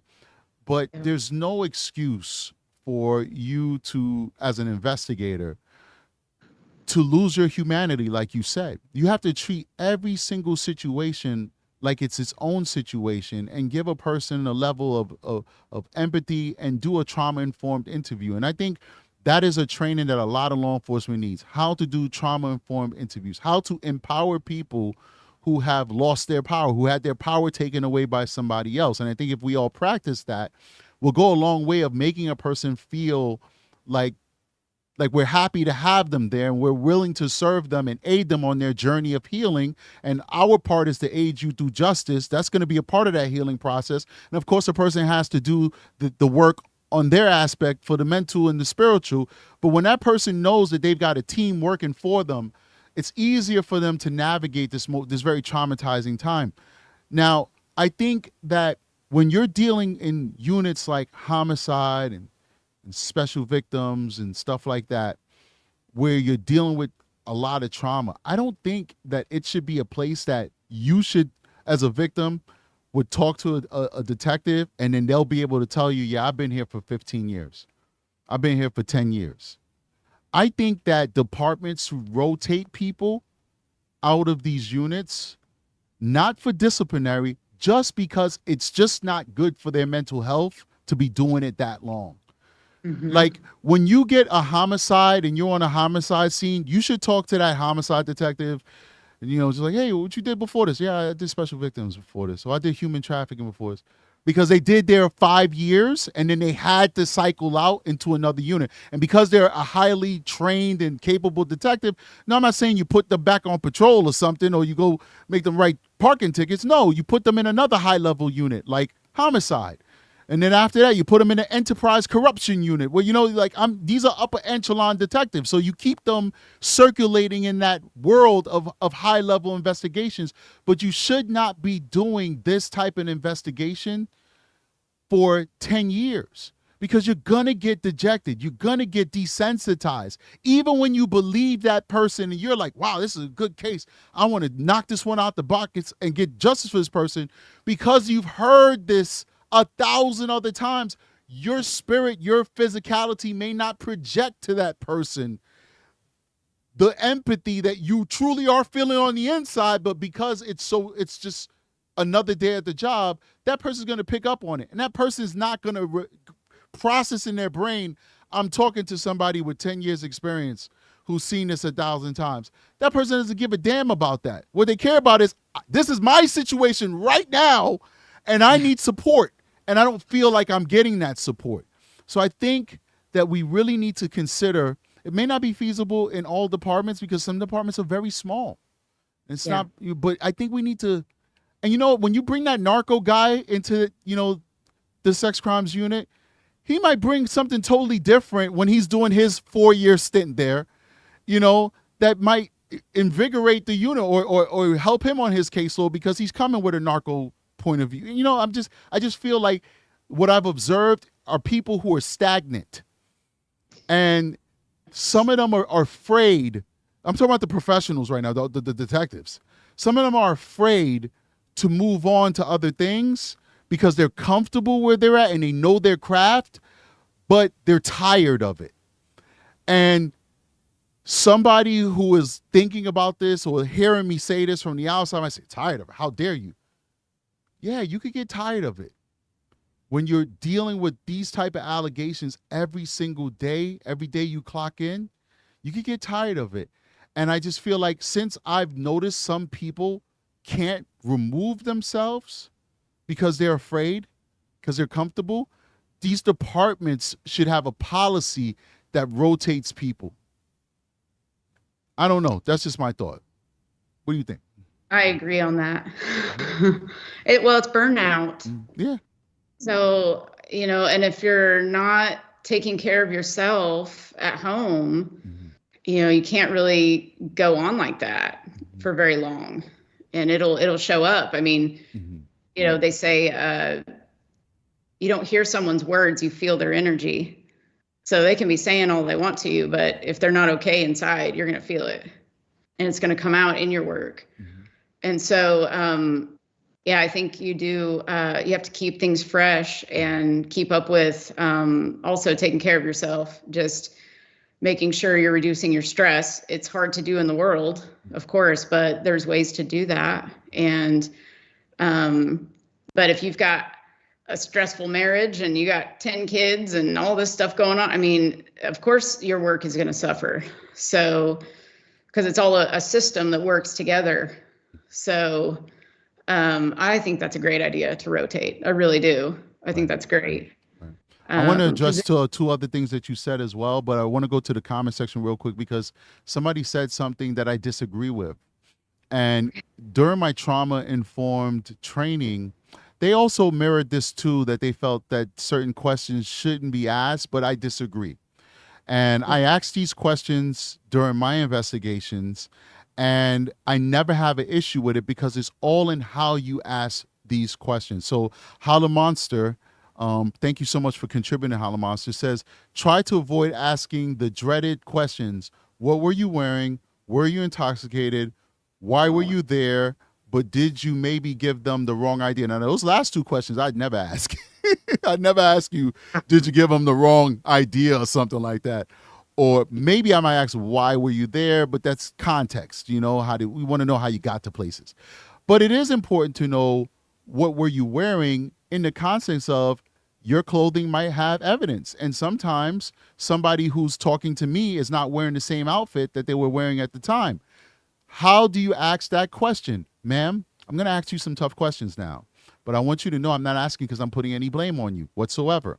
I want to know what you were wearing, but I'm not asking what you were wearing because was it appropriate or not. I want to know what you were wearing because you said that you were assaulted and you might have evidence on that, and I'd like that evidence. So that's a question that you have to ask because we want that evidence. There's touch DNA on it. There might be physical DNA on there, semen, sweat, whatever, blood, that's sitting in this person's hamper because they don't know the importance of it. So we need to ask that question. Were you intoxicated? That's important to know, because did somebody spike your drink? That happens a lot. Like in your situation, you believe you may have been drugged. I want to know that. But once again, I'm going to say just because you were intoxicated does not mean that, you gave them consent to do what happened to you. I'm asking this because I need to know the totality of this story, because guess what? These questions are going to be asked by the defense attorney. And part of my job is to get that information, but also prepare you of what's going to come. We have to have an answer for those things. What's the other question? And then that was it. The other ones are subjective. And the last one, I'd never ask in a million years, did you give them the wrong idea? If it's a situation where that might have happened, the evidence will speak for itself. I'm not going to ask a victim that I have no evidence, that they are a victim or not, to have them justify to me if their actions are in any way to blame for what happened to them. That's just totally and wholly inappropriate. So I do agree with Holla Monster on that last question specifically. What about you? Did you ever experience a detective asking you these type of questions? And if they asked you those questions, did you feel that they were asking you because they were trying to actually elicit information that can help your case, or did you feel like they were in some way judging you for the actions that you took? I was definitely asked if I was intoxicated, of course, but that was definitely needed, to ask about because, that's what made it start. Mm-hmm. So it's the drug he gave me, because otherwise I would have gone home that night, and that never would have happened. So that was a catalyst. So they had to know that, and then they had to ask. He did ask, what was I wearing? But yeah, I did feel of course I felt, bad about those questions. Those were not fun to answer because you do feel like you're you're to be blamed. Because did the detective preface his question? Did he assure you that he was not attempting to shame you in any way and explain to you why those questions were probative, or did he just ask them to you? I'm not going to say that I remember 100% because it was so long ago, but just how I was feeling, I don't feel like he prefaced them really. I don't feel like he did. I didn't really like that guy because later on my brother was hanging out with some questionable people, and that same cop came to our house a few months later. And so and he kind of acted the same way towards everyone. And the questionable people, not to go into your brother's situation, but sure, just this very simple question. Did any of that have to do with a sex crime? Well, no, but one of them did go to prison for rape a few years after that. But did that have to do with that? Why that detective was there specifically that night? No, I don't think so. No. See, because my point is that it seems to me that this department didn't even have a dedicated sex crimes unit. So now you have somebody who they're investigating a robbery one day, the drug sales another day, and now sex crimes. You can't do that with this line of work. You have to have specially trained people who only deal with this. Yes. And so then you're going to get these bad experiences when you have that squad guys, what we call them in the business. The squad guys deal with everything. Right. But you got to have specialized sex crimes detectives who have specialized training, because they're not going to give you that specialized training if you're a catch-all detective.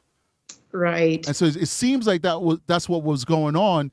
Now, at the time, maybe that was their policy. They may have formed the sex crimes division now. Seems like I've been reaching out to guys all over the country because people travel in America a lot, probably more so than any other country in the world. We're all over the place. We're vacationing. We do more vacationing in our country than we do outside of the country because we have a taste of everything in America. You want beaches, we have that. You want mountains, we have that. Whatever. So I'm reaching out, and it seems like every department I'm calling lately has a dedicated sex crimes unit that I can talk to and ask questions to and throw things at or whatever. But it seems like in this situation 20 years ago that they didn't. And you spoke to a person that may not have been specifically trained to deal with this type of situation. Yeah, I may not have. I don't know specifically at all because it was so long ago. Because I'm not going to talk to nobody about nothing unless it's a sex crime. Yeah, I would imagine that they probably do now. I really don't know. Right. I want to find out, actually. And if I get a case and it's starting to lead to not be a sex crime and going into something else, they'll take it from me and give it to whoever it's supposed to go to. They will not allow me. I will never knock on your door and say, hey, I'm investigating this robbery, unless it was a sexually motivated robbery, as in I'm robbing you and then I decide to rape you. I take the whole thing, Right. But it just doesn't add up. Another thing I wanted to address that you said is you had to tell your story 1,000,000 times. And we spoke about this offline. And I really wanted to explain to people why it's so important that so many different people hear your story. And I'm not going to go off on a long tangent. I just want to say it's for court purposes, because we have to be able to testify in court that we have firsthand knowledge of what you said by you telling us.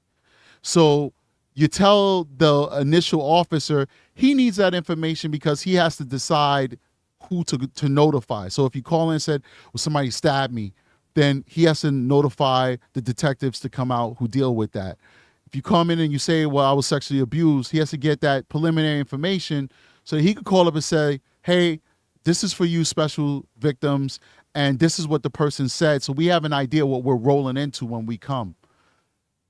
But then we have to hear you tell us that story, because we have to one day, God willing, if we can get you justice, testify on this date, I spoke to the victim and this is what they told me and this is where my investigation went. And then when you speak to a district attorney, they're going to actually tell that story all over again, because if they're going to prosecute your case, they have to have firsthand knowledge. They can't just go off of what I told them as the investigator. They have to go off of what you told them. And they have to be able to go to court and say, hey, I am prosecuting this because I've heard firsthand from this victim what happened to them. And I've determined as a prosecutor that an offense occurred and I'm going to adjudicate this. So that's why you have to tell so many different people so many different times. And we ask you to tell these stories sometimes 2 and 3 times. Sometimes we ask, sometimes victims want to tell it more, because when you're experiencing that trauma, as you know, it's going to come in waves, and your memory may not be there in its entirety at that moment because of the adrenaline, because of the hormones, because of the anxiety, because of the pain and the sorrow and all the different emotions people are feeling. Sometimes as the days and the weeks go on, you'll learn, and you'll not learn, but you'll remember more of what happened, more details. You know what? I remember he had a tattoo here that you didn't remember that night when you first told that story. And by telling the story more, we get more information, more probative information that'll help us solve the case. So just for the people out there, that's why you have to tell the story so many times. And then also when you get in the room, you have to tell the sane, safe nurse what happened. And they want to know, not just so they can testify, because they oftentimes have to testify in court, but they want to know so they can know where to collect the evidence. Did he touch your breast? Did he suck your breast? Did he kiss your neck? They're going to be swabbing those areas. Did he lick your ear? They're going to swab your ear. You know, people don't typically clean their ears. So if he licked your ear, there's some good DNA that's in that ear that we could probably get to show his saliva was in there, his DNA profile is there, and it bolsters your story that you were a victim because we got the evidence from the places that you said that he touched and he kissed and he penetrated. And it, like you said, as a victim, it is so traumatizing to have to say these things, but these things are what make the case and ultimately results in hopefully justice. You want to comment on some of that? I totally agree. It comes in waves, like you said, and our memories will be, something we might remember something else after we've told the story. We might go back a couple times and say, oh, wait, I remember this. And oh, wait, I remember this. And oh, wait, I need to change this around because I remember this extra thing. And it's just, you're scattered when you're traumatized. I mean, and if it just happened hours before your interview, you're going to have a hard time possibly. And I think they've proven that your memory kind of changes at certain times after something like that happens. Mm-hmm. So I don't have a source to prove that right now or anything, but I heard something about that in the last year or so. So that's why they have you tell your story so many times, because, different people hear different things, perceive things differently too. And then you might be in a different state of mind with a different person that's in front of you. Like the nurse, she was easy to talk to. If you're in a police car, like I was in the front of the police car, that is not a comfortable place to do an interview, in my opinion. No. The police car should be not, just like they did with Maddie's case. I don't agree with a police car being the interview place. No. I don't know why they would do that, but I think the Orange County Sheriff's Department, not to derail the conversation at all, but the Orange County Sheriff's Department, I think, did a much better job in this investigation. I'm actually going to do a video where I'm going to showcase another YouTuber who's a retired police sergeant and his take on this interrogation of these folks in the Maddie case. But I said this on my show 1,000 times. I know you're a subscriber and a member of this show, so you've probably heard it. Wholly and totally inappropriate that they did these interviews in cars and on the side of roads. Yes. And I said to myself, before we got that latest dump where they had the interview rooms, I said, how can this department not have a soft interview room? And I explained in detail how there's a interrogation room that's very bland and bare, and it's like you're in trouble when you're in that room. And then there are rooms that have nice couches and hidden cameras that you could take people and have these conversations and they not feel like they're going to be arrested. And lo and behold, as I said, we get the video dumps where we see the soft interview room. How do we show pictures of Maddie being abused to a mother, regardless what you think about the mother, even if you think she's guilty of sin, how do you show her those pictures inside of the backseat of a car? It's ridiculous. And so the fact that you were in a car, horrible. We have a room with, they have the accent wall and the IKEA artwork and the nice couches and a box of tissues for crying and some hand sanitizer and some victim paperwork on the wall if you want to pick something up and read it before the interview starts. It looks like a nice little lounge. Yeah. And that's where these interviews are done because, and like I told you off channel, You don't have to do a full interview when the person's in the hospital, when the person is going through the throes of being a victim. You do what's called a preliminary interview. You go in, you introduce yourself, you say, hey, listen, I want to talk to you. If you're able, depending on the case, if it's something that happened on the street, can you just tell me what street it was? What road it was, so that at least you could start looking, and what time, so you can start looking for cameras and say, listen, we're going to link up. Here's my card. Here's my information. I'm going to contact you when you get out of here, and we will find a time for us to sit down and talk and really go through it. Sometimes these initial interviews should take 24, 48, 72 hours before they're actually done. Rather than tell me everything right now, run me through it A to Z. And, in your case, I don't want to exaggerate, but, let's do some of it or all of it or part of it in the front seat of a police car. Hell no. That's inappropriate. I'm sorry. Please continue. It just felt like you're just in this small space, and it didn't feel safe at all. Even though it was a policeman next to me, I didn't feel safe at all. It was just, I don't know what they could have done better. I really don't. They could have invited you to an office to actually sit down and talk to you in an office. That would have been, we were outside of the hospital. I do know that. That's all I remember was we were outside of the hospital, and then he walked me in, and I'm like, well, we could have done it in the hospital somewhere. I'm sure they could dedicate a room. Mm-hmm. I don't know. Mm-hmm. It was just a weird experience. It was just something I wouldn't want to do again. Well, I think that their policy, as you're describing it, is not trauma informed, because, I get it. You come to the hospital, and I guess you didn't call 911. You went to the hospital, and then you spoke to an officer that was probably there doing some type of security or something. Is that the case? No, my mom called the hotline. So we have a domestic violence intervention services here, and call rape is what it was called. Mm-hmm. And so she just called them, and then they must have probably told us to go to the hospital and called out a policeman to go out. Mm-hmm. And so they do their first interview, and then you go inside the hospital and get the exam done. Right. And then you get assigned an advocate. And then at some point, I know I went back and talked to a detective. Right. I don't remember how many days later that was or anything. It must have been that same week. So just what you're describing is terrible policy. And listen, I don't know Tulsa. So anybody who works for Tulsa, we're talking about what happened 20 years ago. And a lot can change in 20 years. We saw that in 2019. Because of what happened with Floyd, I'm not taking any political positions. I'm just using a historical date and time. Policing has been upended because of that, just that one instance. So a lot can change in 20 years. But based off of what you're describing to me, it happened 20 years ago. It was terrible policy, because what should have happened is you should come to the hospital. You should be lodged first in the hospital, get a room. Yeah. The officer should, first of all, if you go straight to a hospital, officers shouldn't arrive to the hospital. They should have a policy where detectives are immediately dispatched to the hospital.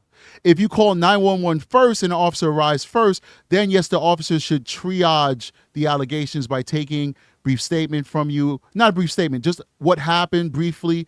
This is why I'm here, because I was abused by my friend's fiance the night before, and I did not consent to it, and I believe that I was drugged. That's all you need as an officer. Then that officer should contact the detectives, and those detectives should immediately be dispatched to that hospital that day. Then, upon arriving to that hospital, those detectives should introduce themselves to you, ask you if you're willing to give a very preliminary and brief statement of what happened so they can start their case. And then they should say, we're going to meet up at a later date and sit down and have a conversation where you go deeply into it. That should be the experience that you have. It should not be, you go in and they're doing an interview with you first, and then you go in and you get in the kit, and then, a week later, some dude is calling you like, hey, what's up? This is Detective whatever, Francisco. And I heard you had a complaint to make. Of course, I'm being a douche. I'm sure he didn't say it like that. But, let's talk about it now. No, the person who calls you up in the first day should be the person that you've already met. Yes. Whose hand you've already shaken, if you're comfortable shaking their hand. I always ask, is it okay if we shake hands? If I even feel like I should ask, because some people, just don't touch them. Let them have their space, But, I just feel like they handle it wrong.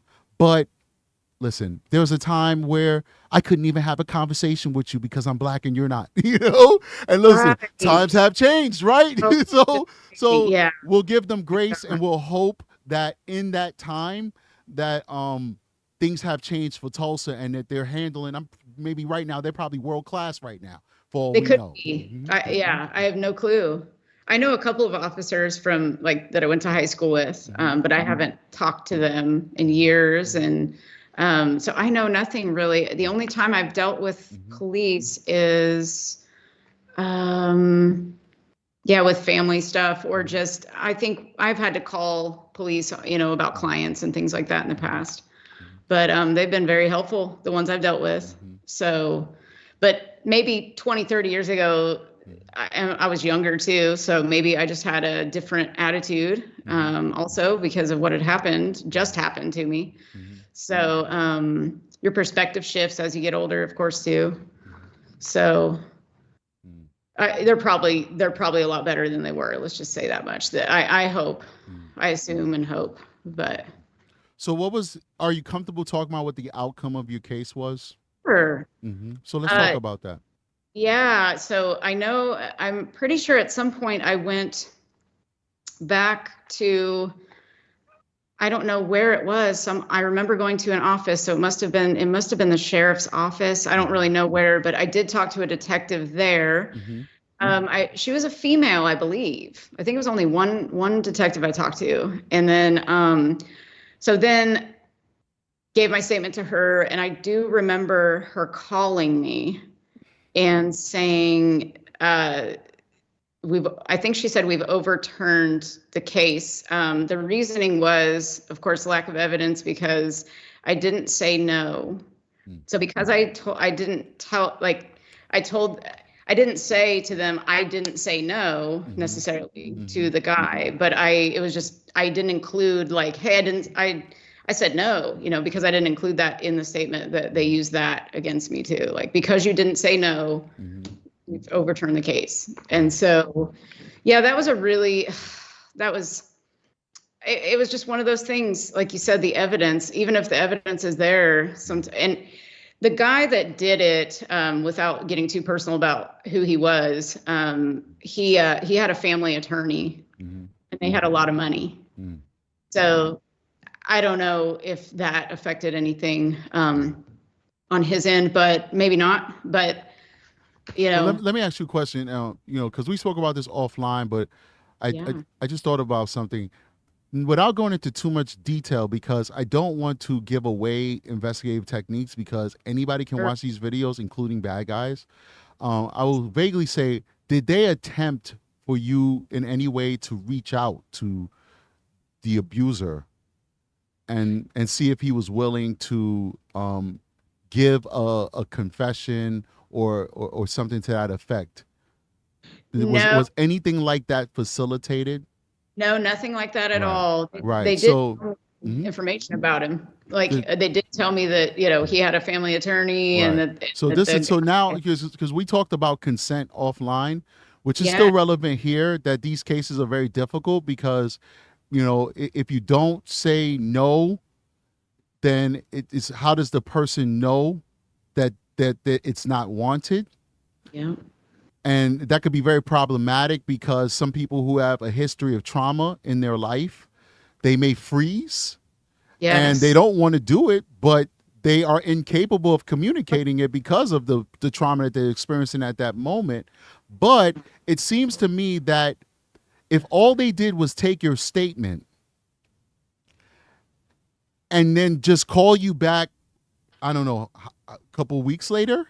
Yeah, it must have been. Well, no, I want to say it was, oh gosh, I know that it happened in September and it was before December. Yeah, because it wasn't that long. That seems like, it seems like they didn't investigate your case, because it seems, because all right, so you have the kid, I assume, and listen, like I said, I've been doing this for a long time, so I might sound a little cold. So if it's something you don't want to answer, just don't answer it. But I assume he did not use protection. Is that fair to say? No. All right. So it doesn't matter. listen, you could take a shower. I would Yep. I would tell people don't take a shower, Yeah. but his evidence is going to be in your cervix. Yeah. So that evidence is there. Yep. All right. So we got a sock kit that's most likely going to come back with his DNA. Yeah. There are some investigative steps that I've alluded to that I don't want to go into detail with because we don't want to, empower bad people. That it doesn't appear that they did. So how do we determine if there was consent if we haven't heard from that other side and we haven't explored these other different investigative avenues? So it just feels to me that they may have done a shit job on your case. That's just my opinion, by the way. Yeah, they may have. I remember her telling me that they had spoken with him and spoken with his family attorney, and they mentioned something like he has money or something to that effect that made me think that like he was trying to get out of something, or they had tried to get out of things before in their family. I don't know. But I don't remember hearing anything else much from his side other than that. But I remember they did talk to him. And I think I want to say they spoke with him. No, they did. They went over there. I think they went over, oh gosh, what was it? They went over there that night or they went over there the next day to interview both of them. Why would they do that? Why would you interview them within 24 to 48 hours? This is insane. This is terrible investigative skills. It was bad. Well, I would not first of all. I didn't know better. Oh? I didn't know any better. No, I know you didn't know. I'm not even talking about you. I'm like, I'm like so deep into lamenting on how terrible a job these guys did. I'm sorry. Like, no. It's terrible. But I mean, you wouldn't know. You think that I called the pros and but like, first of all, before I even go speak to the guy, I want to see what these results are going to say. So there are some people that are a danger to society in that they might go out and pull a random person off the street. That's going to put your exigency level on another level. Like, I got to move faster. There's some people who, it's opportunists. Like, okay, you were intoxicated, possibly drugged, and the opportunity presented themselves, and they're not necessarily going to be in a danger to everybody that they meet. Those cases, you have the leeway to take your time a little bit and make sure all your ducks are in a row. So your situation kind of falls in that category where I want to see what, first of all, you did a drug facilitated, I believe we spoke about, right? Did they ever tell you what the results were of the drug facilitated? There was nothing because I had vomited 11 times. But did they tell you that it came back with nothing? Did they have that conversation with you? Yeah, right. The toxicology report. So that took a few days, I want to say. Maybe that's why they were calling me. And then they called again. But yeah, that was... and I can't keep it straight. I know I went to the office. It was a long time ago. It's okay. It was a long time ago. But I want to see what the toxicology says. All right. Toxicology comes back in negative. No problem. Then I want to see what the rape kit says. Then from your story, and we're gonna keep it moving because I don't want to really rehash your whole story. But I think it's important. But then you said you were sleeping when the assault happened. You can't give consent when you're sleeping. No, you cannot. Right. So like if you're up and he starts kissing on you and you go into trauma mode and you're like, you're frozen. That's a difficult case. I can hear if the detective says, listen, you were up, you were conscious. Even if you had, just because you're drunk doesn't mean you can't give consent. People, for some reason, this floated around pop culture that even I believed it. Until I realized through training and experience otherwise. Just because you drink does not mean you can't consent. If you had a couple of drinks and you're awake and you're up and you're conscious, and the guy's kissing on you and, he starts taking your clothes off and you don't say nothing and he starts having sex with you and you didn't say nothing, even if you're frozen because of trauma, whatever, that's a difficult case because you did not tell that person no. So he could have construed you allowing it to happen as consent. When you're making love to your loved ones, you don't always say, I give consent to sex at this moment. No, you just let it happen, But in your case, you were unconscious. Yes.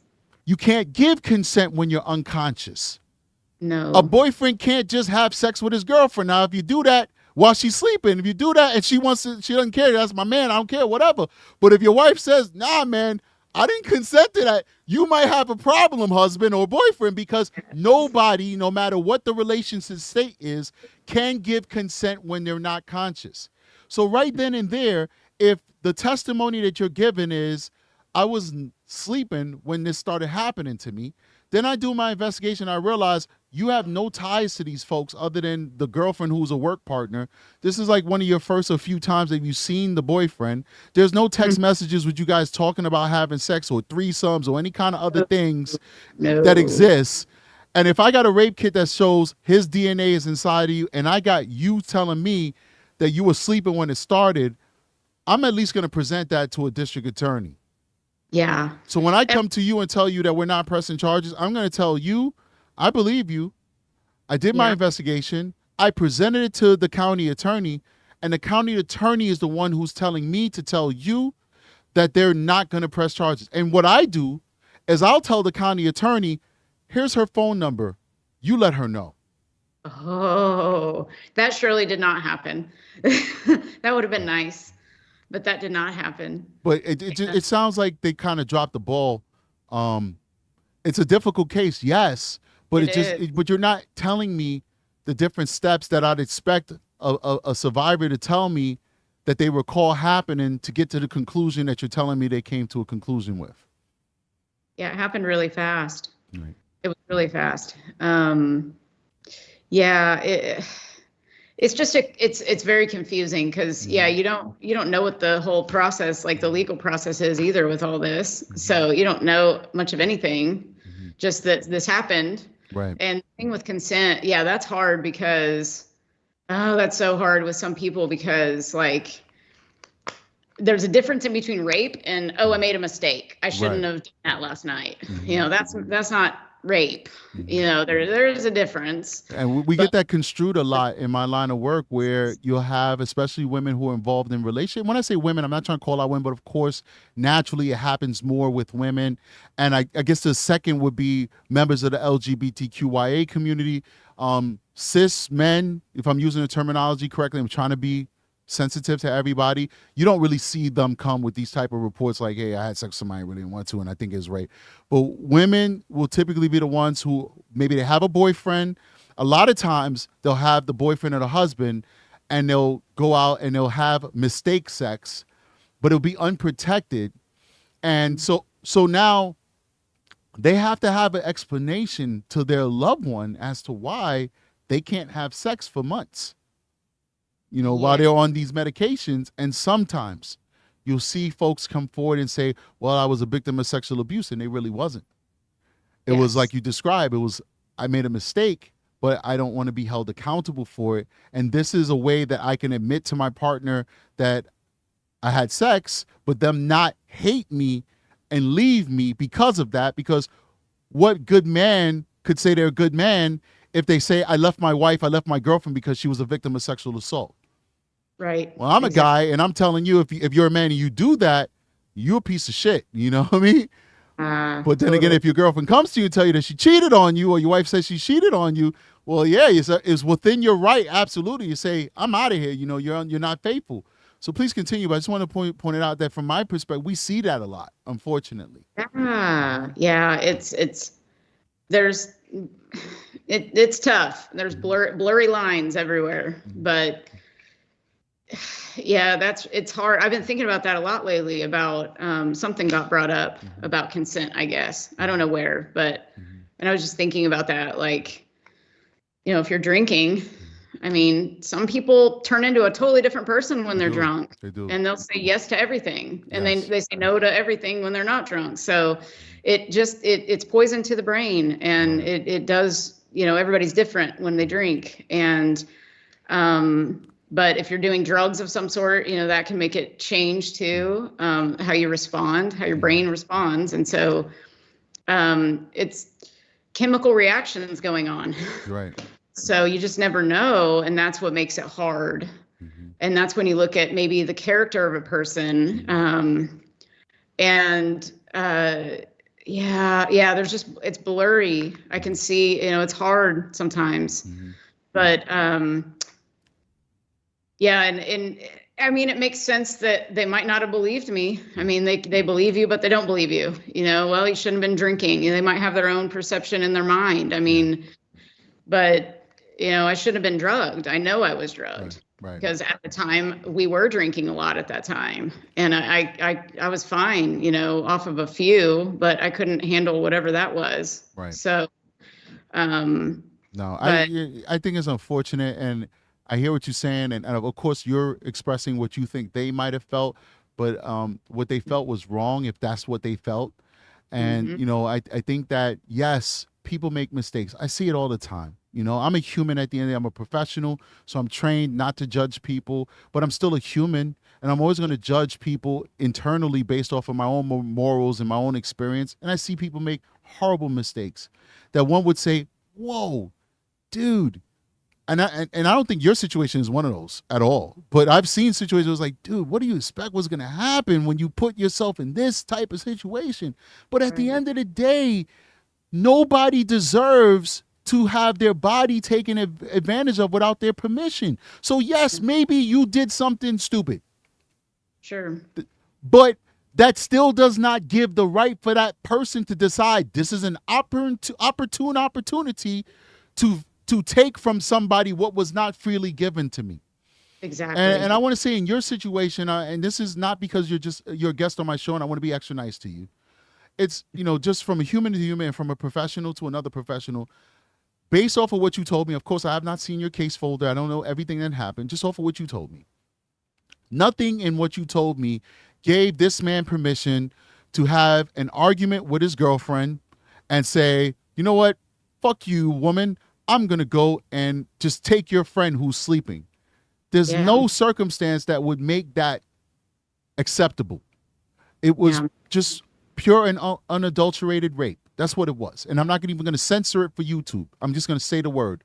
That's all it was, And I don't know what those detectives did. My heart wants me to believe that they acted in good faith, but I don't see how you can close out an investigation in a couple of days or a week or two. I don't even know how that's possible. I don't know how fast. I do know it was before December. Sure. It might've been, gosh, I don't remember the timeline. Actually, I do remember the timeline now. It was December because it was right around my birthday. I remember, and I was pretty devastated. So yeah, and I remember that wasn't such a great birthday because of that. So yeah, it was December. So it was about, I guess it was like 3 months, maybe, like 90 days. So maybe they had a 90 days. Things can happen in 90 days. But I still feel like, just based off what you told me, and I'm not just fishing to say they're bad guys. Sure. I'm not fishing. I want to be able to tell you that I feel like a good job was done so that you can, because listen, this is triggering for you, talking about something that happened to you. It probably feel a whole lot better to say, oh, they did the best that they could do. But I just still off of what you told me, I still feel like there's some things that they could have did that they didn't do.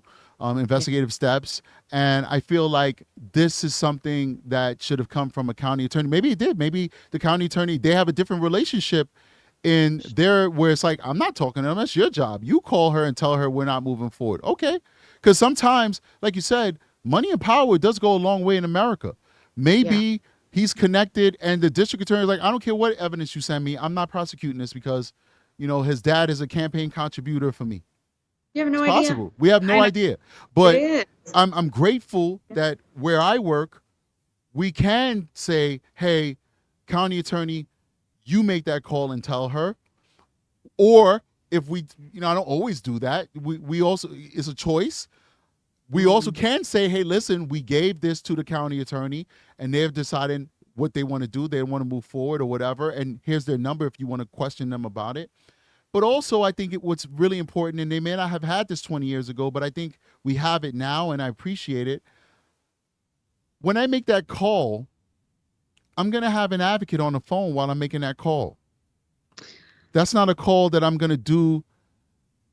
Well, first of all, I'm usually not going to make that call. I'm going to ask that person to come in. And when they come in, we're going to have that call face to face I keep saying call. We're gonna have that discussion face to face, and I'm gonna have an advocate there with me, and I'm gonna brief that advocate on, because we have in-house advocates. I'm gonna brief that advocate on what the gist of the case is, so that they understand what they're supporting, so they can give that proper support. We're gonna have that conversation in a supportive atmosphere, and then I will make sure my schedule is clear for the next however amount of hours, and I will stay there as long as you need me to stay to answer all the questions that you need me to answer. And I'm going to walk you through why we've come to this decision. I'm not going to leave it up. Like, I would hope and dream, my goal is that 20 years from now, if there's a survivor that's talking about one of my cases, that they could say, hey, you know what? This is why he didn't move forward, and this is the evidence he showed me, and this is the video he showed me where this happened. Because, yeah, we have had times where a person's like, yo, I was drunk. I don't remember anything. This person raped me. And then we go to the club, we go to the bar, we pull the video, and, this person is tonguing the dude down. One specific one, real story, very slim details, so nobody could say, oh, I know that case or whatever. Yeah. The guy is trying to get away from the girl. And she's pulling him and kissing him and grabbing on him. You can see that, these clubs have good video because it's liability reasons. They want to make sure they catch everything so they don't get sued for anything. And you see her grabbing the junk and kissing the guy and leading him out of the club and all that stuff. And, walking, I don't remember anything, but I see you walking in without being assisted. If I see you walking in being carried, it's a different story. It's 20 years right there. But I see you walking in and you're leading the way going to his house. The county attorney's going to be like, in those cases, no. Unless, of course, you have evidence of a struggle that you can say, well, when we got in there, I changed my mind and, then he beat me up. Then that's a different animal. You're allowed to change your mind. Yeah, you are. But it just gets so difficult to kind of prove these things because at the end of the day, you have to prove it to a jury. But we're getting too deep in the weeds, and every single situation is different, and I don't want people to listen to what we're saying and try and put it on what their situation is, and maybe discourage them or empower them. Either way, I don't want to. All right, so at this point, I want to transition into, because we're already at the 2-hour mark. I want to transition into the call-in show. While you're doing that, I'm going to plug my computer in because it was fully charged and now it's dying. Absolutely. So I'll be right back. Sure. Now, the problem is, I wonder if it's possible to do the call-in show while I have our guest on a phone call. I didn't think about that. Oh, that's not. So what we'll do is I'll put the number out there. I might need to take us off screen. Well, you know what? Because when people call, it shows their number. So I certainly don't want to do that. So sure. Let me make some adjustments here. We might have to go off screen and just see how this works before I put it on screen to make sure I'm protecting people's identity. Oh, sure. So give me a second here. And if it doesn't work, then I'll just let you go. And I'll do the call-in show myself, and that should. But I think it'd be nice if people could at least get 1 or 2 questions with you, since you're a therapist and you're a pro, and just kind of just talk to you. But let me see here. Give me a second. So everybody, be patient with us. We're in uncharted territory right now. Uncharted territory. All right. So Aki, do you have the phone number? Put the phone number in the chat. And let's get it out there. I don't know if Aki has it. Let me see if I can find it because I'm limited on what I can do since I have the live stream going.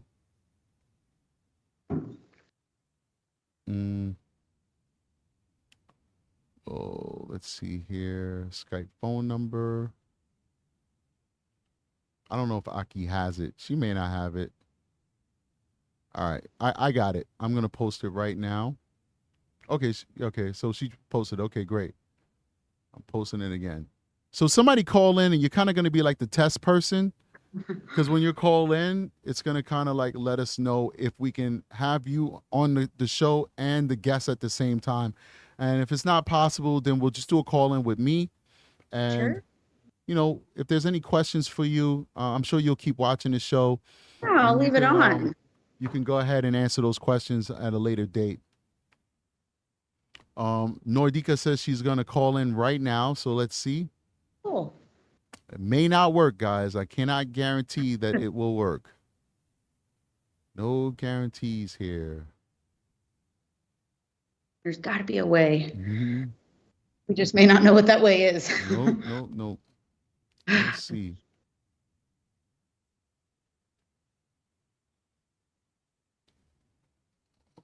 We're waiting for the caller to try and call in. Maybe they're trying to call in. They can't get in. I don't know. Let's see. Should at least tell me, hey, somebody's trying to call you. You know what? Maybe I'll try and call. You don't have to have Skype. Just call the number like a regular phone number, guys. It's a Skype phone number. You just got to call in like a regular phone number. So somebody call in just to test, even if you don't want to talk. If not, I'm going to see if I can make the call myself. But the thing is, if I make the call on my end, it's gonna sound horrible because both these mics are in the same vicinity. All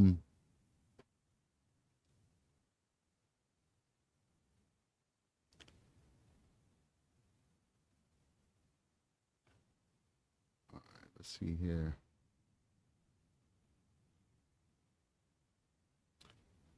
Hold on.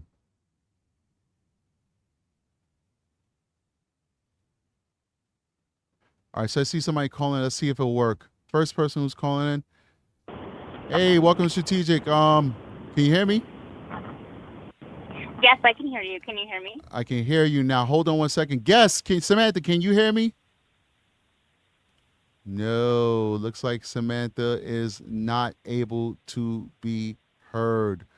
All right, so what I'll do is we'll take your call very quickly. Samantha, unfortunately, can't be on a call at the same time while you're on. So I'll take your call and then I'm gonna hang up on Samantha. We'll bring Samantha back on. We'll have her say goodbye properly, and then we'll come back to the call-in show. So go ahead, caller. What's going on? I just wanted to first say, thank you for bringing more awareness to, this type of situation. I am a survivor myself. I went through a lot of sexual abuse when I was a child. I had an abusive husband that also, sexually abused me as well. And I feel it's just really important to keep that out there. And I think Samantha is doing a great job at using what happened to her to try and help other people. And I just wanted to say thank you to her. She's got a beautiful spirit to want to be able to help others like ourselves that have been through such terrible times. Right. And I just also wanted to say, to everyone else out there in chat, if this has ever happened to you and you're afraid to come forward, right, there are other people out there. You're not alone. Right. My family knew about the abuse that was happening to me, and they did nothing. Just obviously a very sensitive subject. However, you're not alone. There are other people out there. There are support groups. There are hotlines that you can call, and there are wonderful people like Samantha. So right. I just wanted to say thank you. Well, thank you I so hope everybody much. has a good afternoon. Oh, you're welcome. And a big fan. I just actually subscribed a couple weeks ago. So okay. Well, welcome to you the have family. some really great content. Appreciate it. Thank you so much, and appreciate it. And welcome to the family. Yeah, thank you. All right, we'll talk to you. All right. All right. I didn't mean to rush on that a little bit. Let me get Samantha back in, only because I want to give Samantha the opportunity to say goodbye. Let me see here. Let's see here if I can find Samantha. This is like, okay, resume call. Okay. So Samantha, are you here? You here, Samantha? I'm here. Perfect. Okay, so Samantha, we can't do a call-in while you're here. So Okay. I want to bring you in and just give you an opportunity to say goodbye and your last remarks and all that good stuff. And then we'll go ahead to the call-in show and then we'll call it a day. I think I want to go see Metropolis with my girls, so we'll see how that works out. You got to go do that. Well, thank you so much for bringing me on here. I so appreciate it, and I'm not as scared anymore. So thank you for this whole thing. This was amazing, and I hope we helped your people a lot. I hope we can do this again. I'd love to. Absolutely. Thank you so much. So whoever's calling, please stop calling, because your information is going to be up there. So do not call while we're doing our outro, please. All right, so Samantha, so this is the thing. I mean, we spoke about the groups you want to put together, the membership. I think is a really good idea. I think it's much needed. I love the alternative treatments that you're trying to explore. Samantha, I want to have you back on the show when you get that stuff together. So please do keep me in mind, and we'll definitely make sure that the audience knows where they can find you and all that good stuff. There's some people who might want to reach out to you. Is there a safe email that you can put out there? Why don't you just read it out real quick? I have an Instagram so my business name is Quantum Mental Medicine, and I'm on Instagram under that. Are you in our chat? Can you put it in the chat, and we'll go ahead and pin that for a little bit so people can find that. You want me to do it whenever I get off of here? Yeah, when you get off here, go into the chat. Make sure you pin it, because I'll be on for a few more minutes. Sure. So go ahead. I cut you off. Say the whole name of it. So it's Quantum Mental Medicine. And so that's my Instagram name. And then there's a link tree in there. You can message me there, or you can, there's a subscribe little bell up at the top. I'm going to be doing a newsletter too. So, but if anyone is interested, I might, if I get people that are interested, we might do like a little $20 masterclass or something that I would just have people start with and see if they're into what I'm into and want to stick with me into something long-term. So, I can have that in the next couple Saturdays if anybody's interested. So just subscribe if you want to, and email me if you want to, and tell me, email me anything really. Tell me about your story. Tell me about you. Tell me if anything I said helped today. I hope it did, because this is actually my first time talking about all of that. You tell people in passing, but that was the first time digging into that since 19 years ago. I appreciate you, trusting me with your story and trusting my audience with your story. And I think you got a bright future ahead. And I look forward to you starting a podcast. I think you said you wanted to start, and also on the groups. And hey, listen, if ever you want me to pop in and talk about what I am an expert at, I'll definitely would love to help you on this journey, because I am drawn to people with good spirits, and I can tell you have a good spirit, and I can tell your heart is in the right place. And I wish you the best of luck. And you're a friend of the show, so I'm sure we'll have you back when we have cases and we want to get the expertise of a therapist and a survivor and a warrior. So thank you so much, and you have a great day. Okay, we'll see you soon. Thank you so much. You guys have a wonderful day. All right, peace. All right, bye. All right, hold on here. All right, hold on 1 second here. I got to set up this. Okay. I got to set this up. No worries. I'm trying to see if I can get my. Okay. I can hear myself in the background. Okay. All right, hold on here. Can you hear me? Okay. Yeah. What I'm gonna have to do? I don't have any identifying. What I'm gonna do? I don't have any. Okay. What I'm gonna do is I'm gonna take your call. And then I'm gonna close this Skype app and reopen it so I can actually get my video camera up so you guys can see my face. It's not gonna happen, right? Mine, right? I don't need to see yours, but I want to. I can't have a camera because Skype is still controlling my camera. So the only way to release the camera is to close the Skype. So since you're here, I'll take your call. What's your name and where are you calling from? My name is Nordica. I'm calling from Texas. All right, nice to meet you, Nordica. Nice to meet you. What brings you to the Strategic Eyes show today? I got to set up this. Okay, and so put the volume down on the background? Yeah, put that off or mute it or put the volume down. Mm-hmm. Okay. So I was born and raised, or should I even say? I mean, if it's up to you. It's your information. As long as you're not giving people I'm your not address. ashamed. No, I'm not going to give my address because I've moved away from where I was born and raised, but I was born and raised in Austin, Texas. Okay. And I was born to a mother who was 16, and by the age of 17, had my sister and I. And both of my parents were IV drug users, resulting in us being abused due to, like you, lack of a father being around. He did 21 years in Huntsville, Ellis Unit 1, with all the rapists and murderers and whatnot. And so my mom didn't have my father around. So basically every type of abuse a child could suffer, I personally suffered through. But I don't consider myself a victim. I consider myself a survivor because I did the work. That's good. And because I never wanted to be my mother. I remember as a child wishing I had a mother that was quote unquote normal, wasn't smoking pot in the house, go to church, normal family things. And when I would go to others' homes, I would notice that my home was so different, and I was envious.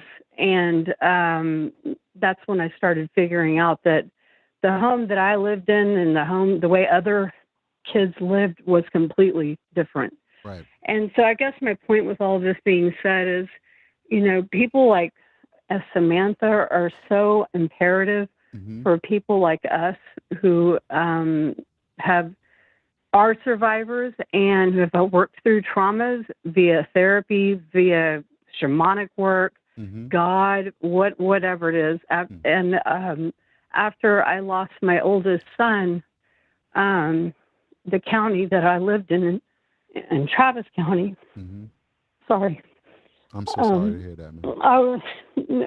I was horribly judged, and I wanted justice for my son because he was 21 and he overdosed.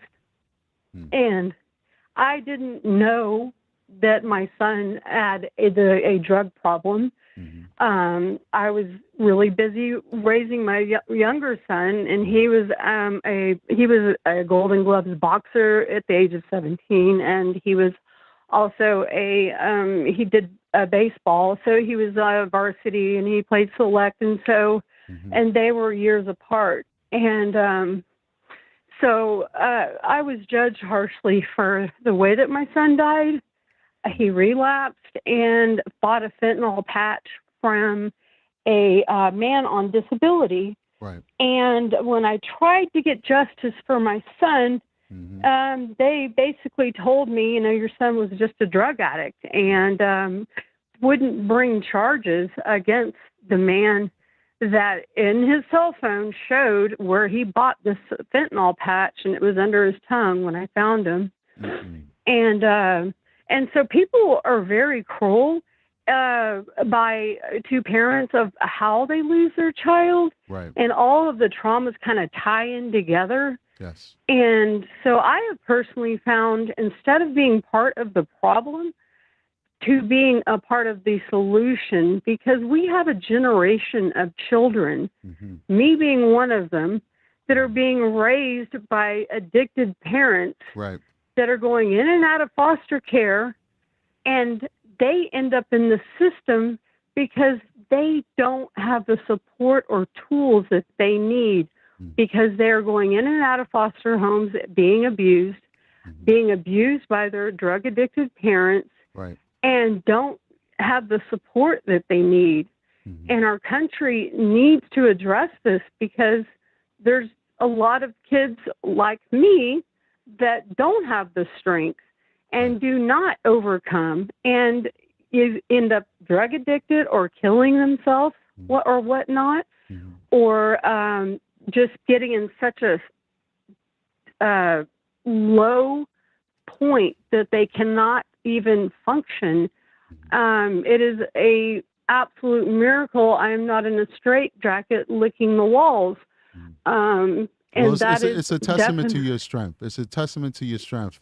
And, I got to say that this is why I'm so disillusioned with politics. And I'm sorry to stop you there, but I as a moderator, the hardest part is like people telling me powerful stories, but I have to keep people within a certain time period so that we could get to other calls. So I encourage you to call back. But with the Maddie thing, I definitely see a lot about Jenn that reminds me of my mom as far as the negligence and not protecting her daughter because of her self-absorbed and drug-addicted behavior, in my opinion. Right. And so, it's all about Maddie. Right. And so I appreciate what you're doing for that little girl.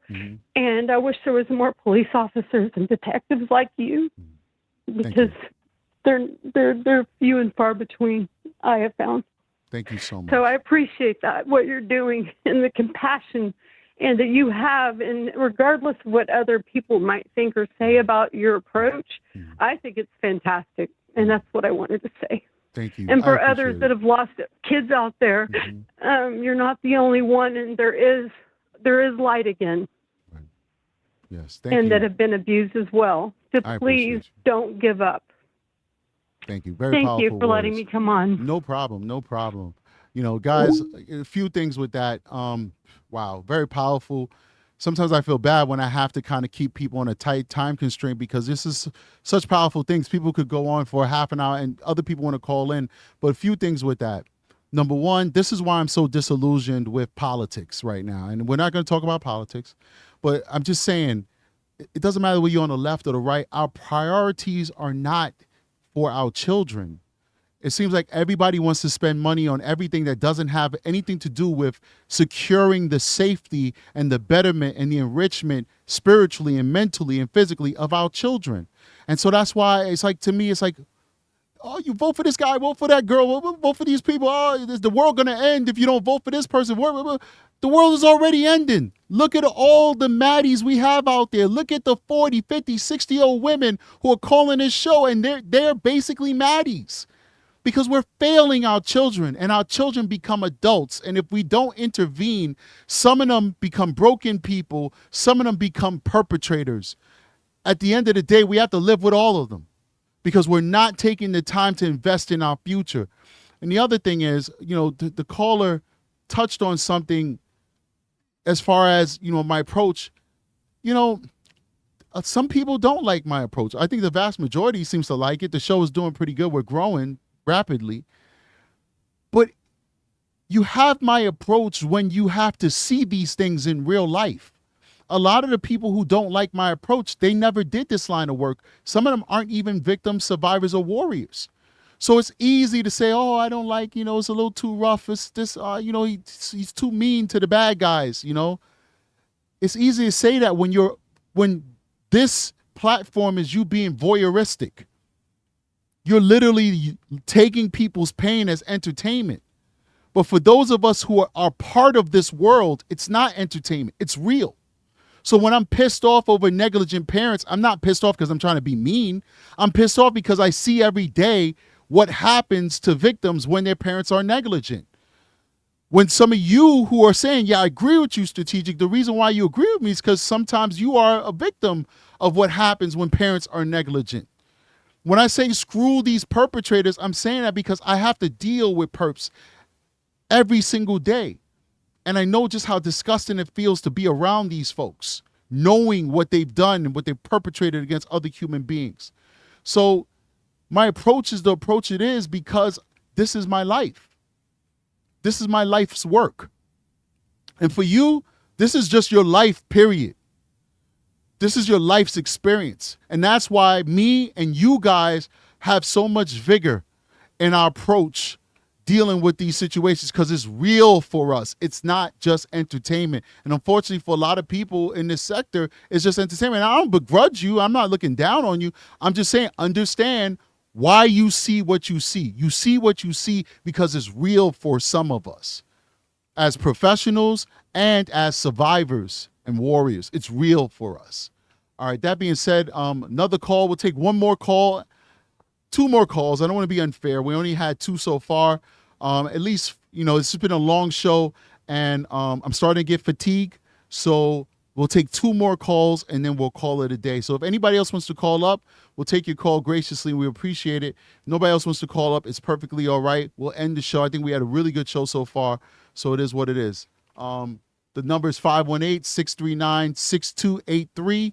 That's 518-639-6283. We're looking for at least 2 more callers, then we'll call it a day.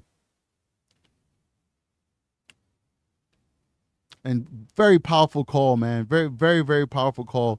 Nordic has been through a lot, and she's, wow, definitely a mother to be proud of. For your children who are still with us, I'm sure that they're very proud of their mother. You've been through so much, and you are continuing to fight for, just for victims, man. Wow, so powerful. All right. We don't get another call in the next 2 minutes, we will call it a day. We'll call it a day. And for Samantha with a pinned comment says, so excited to hear from all of you. Sam Cannon, this is her information. lcsw@gmail.com. It's inside of the chat. We've pinned it. Make sure that you guys take that down. Reach out to her. I don't have online therapy per se, but what I'm wanting to create might be better, and I'd love for everyone to join me. That's what's to love. That wants to. I'm sorry, I can't speak, and I definitely can't read right about now. When you do the show for such a long time, you get fatigued. So definitely read her pinned comment, and definitely show that love. We'll also, if you could go ahead and send me that via email, Samantha. Send me that information via email, and I will put that in the bio of this show.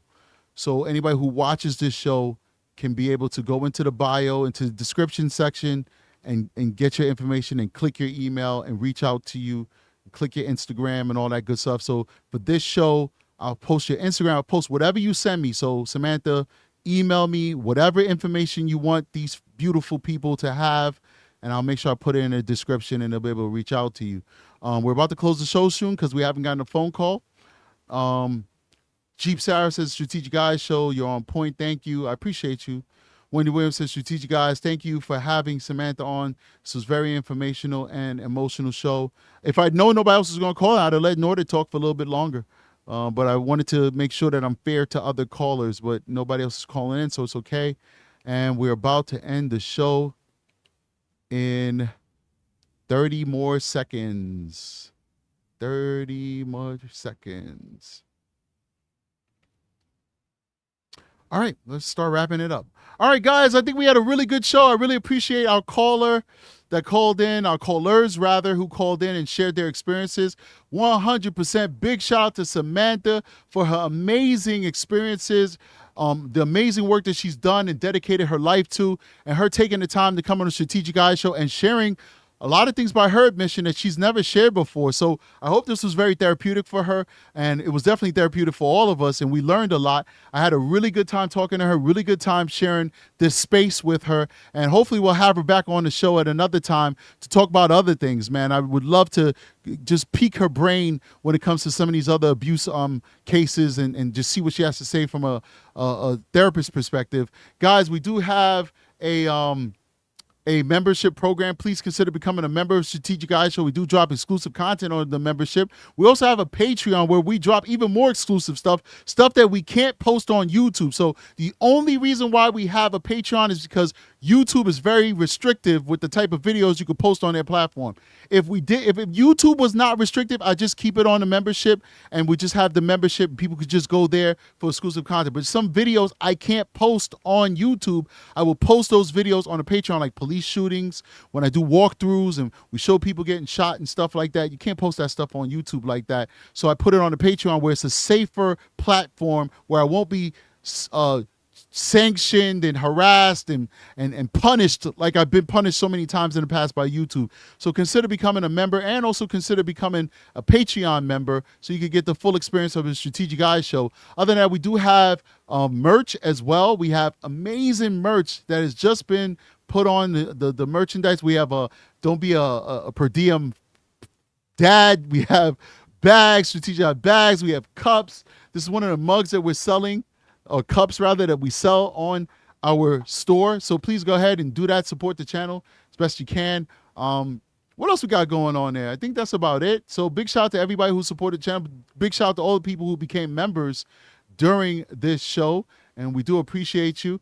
And that's about it, man. Listen, we're taking the time. We're all professionals. We take the time to come here and give you guys a show. And that's why we offer memberships and Patreons. Because, hey, you know, listen, we're taking a lot of time out of our lives, me and all the people who work with me on the back end to make this show possible. And we're all professionals. We're trained and we're paid professionals. So we simply ask, if you can, you support the channel to help us. Because, listen, we're taking a lot of time out of our time to come here and do this show. So any help that you could give would be appreciated. And if you can't, we're happy enough that you've just decided to come to the show and support us and hit that thumbs up button. So the last thing I'm going to ask you guys to do before we leave is you hit that thumbs up and you go on a replay and at least tell us where you're calling from, or just say hi or throw an emoji. All of that's considered engagement, and it helps put this show into the algorithm. So if you guys like this show and you want to see more of it, you want to see me talking to more pros, you want to see me talking to more survivors, then please do let me know, and I'll make sure that we do it again. All right. That being said, I think I want to get a behavioral analyst on here next time. Maybe we'll go bring a behavioral analyst and we'll go through some of these Jenn Soto or Stephan Stearns videos or something. There's quite a few who've hit me up. I'll reach out to some of these folks. And if there's any other people who want to send me their resumes and talk to me behind the scenes about coming on the show as a behavioral analyst, I look forward to hearing from you as well. Maybe we'll do our own panel. I'm not a behavioral analyst and I don't have those skills. I can just tell you what I think based off of my experience, but it'd be nice to have a nice round table with some pros to go over some of this material. So anyway, guys, I see you guys on the next one. Strategic is out of here. Peace.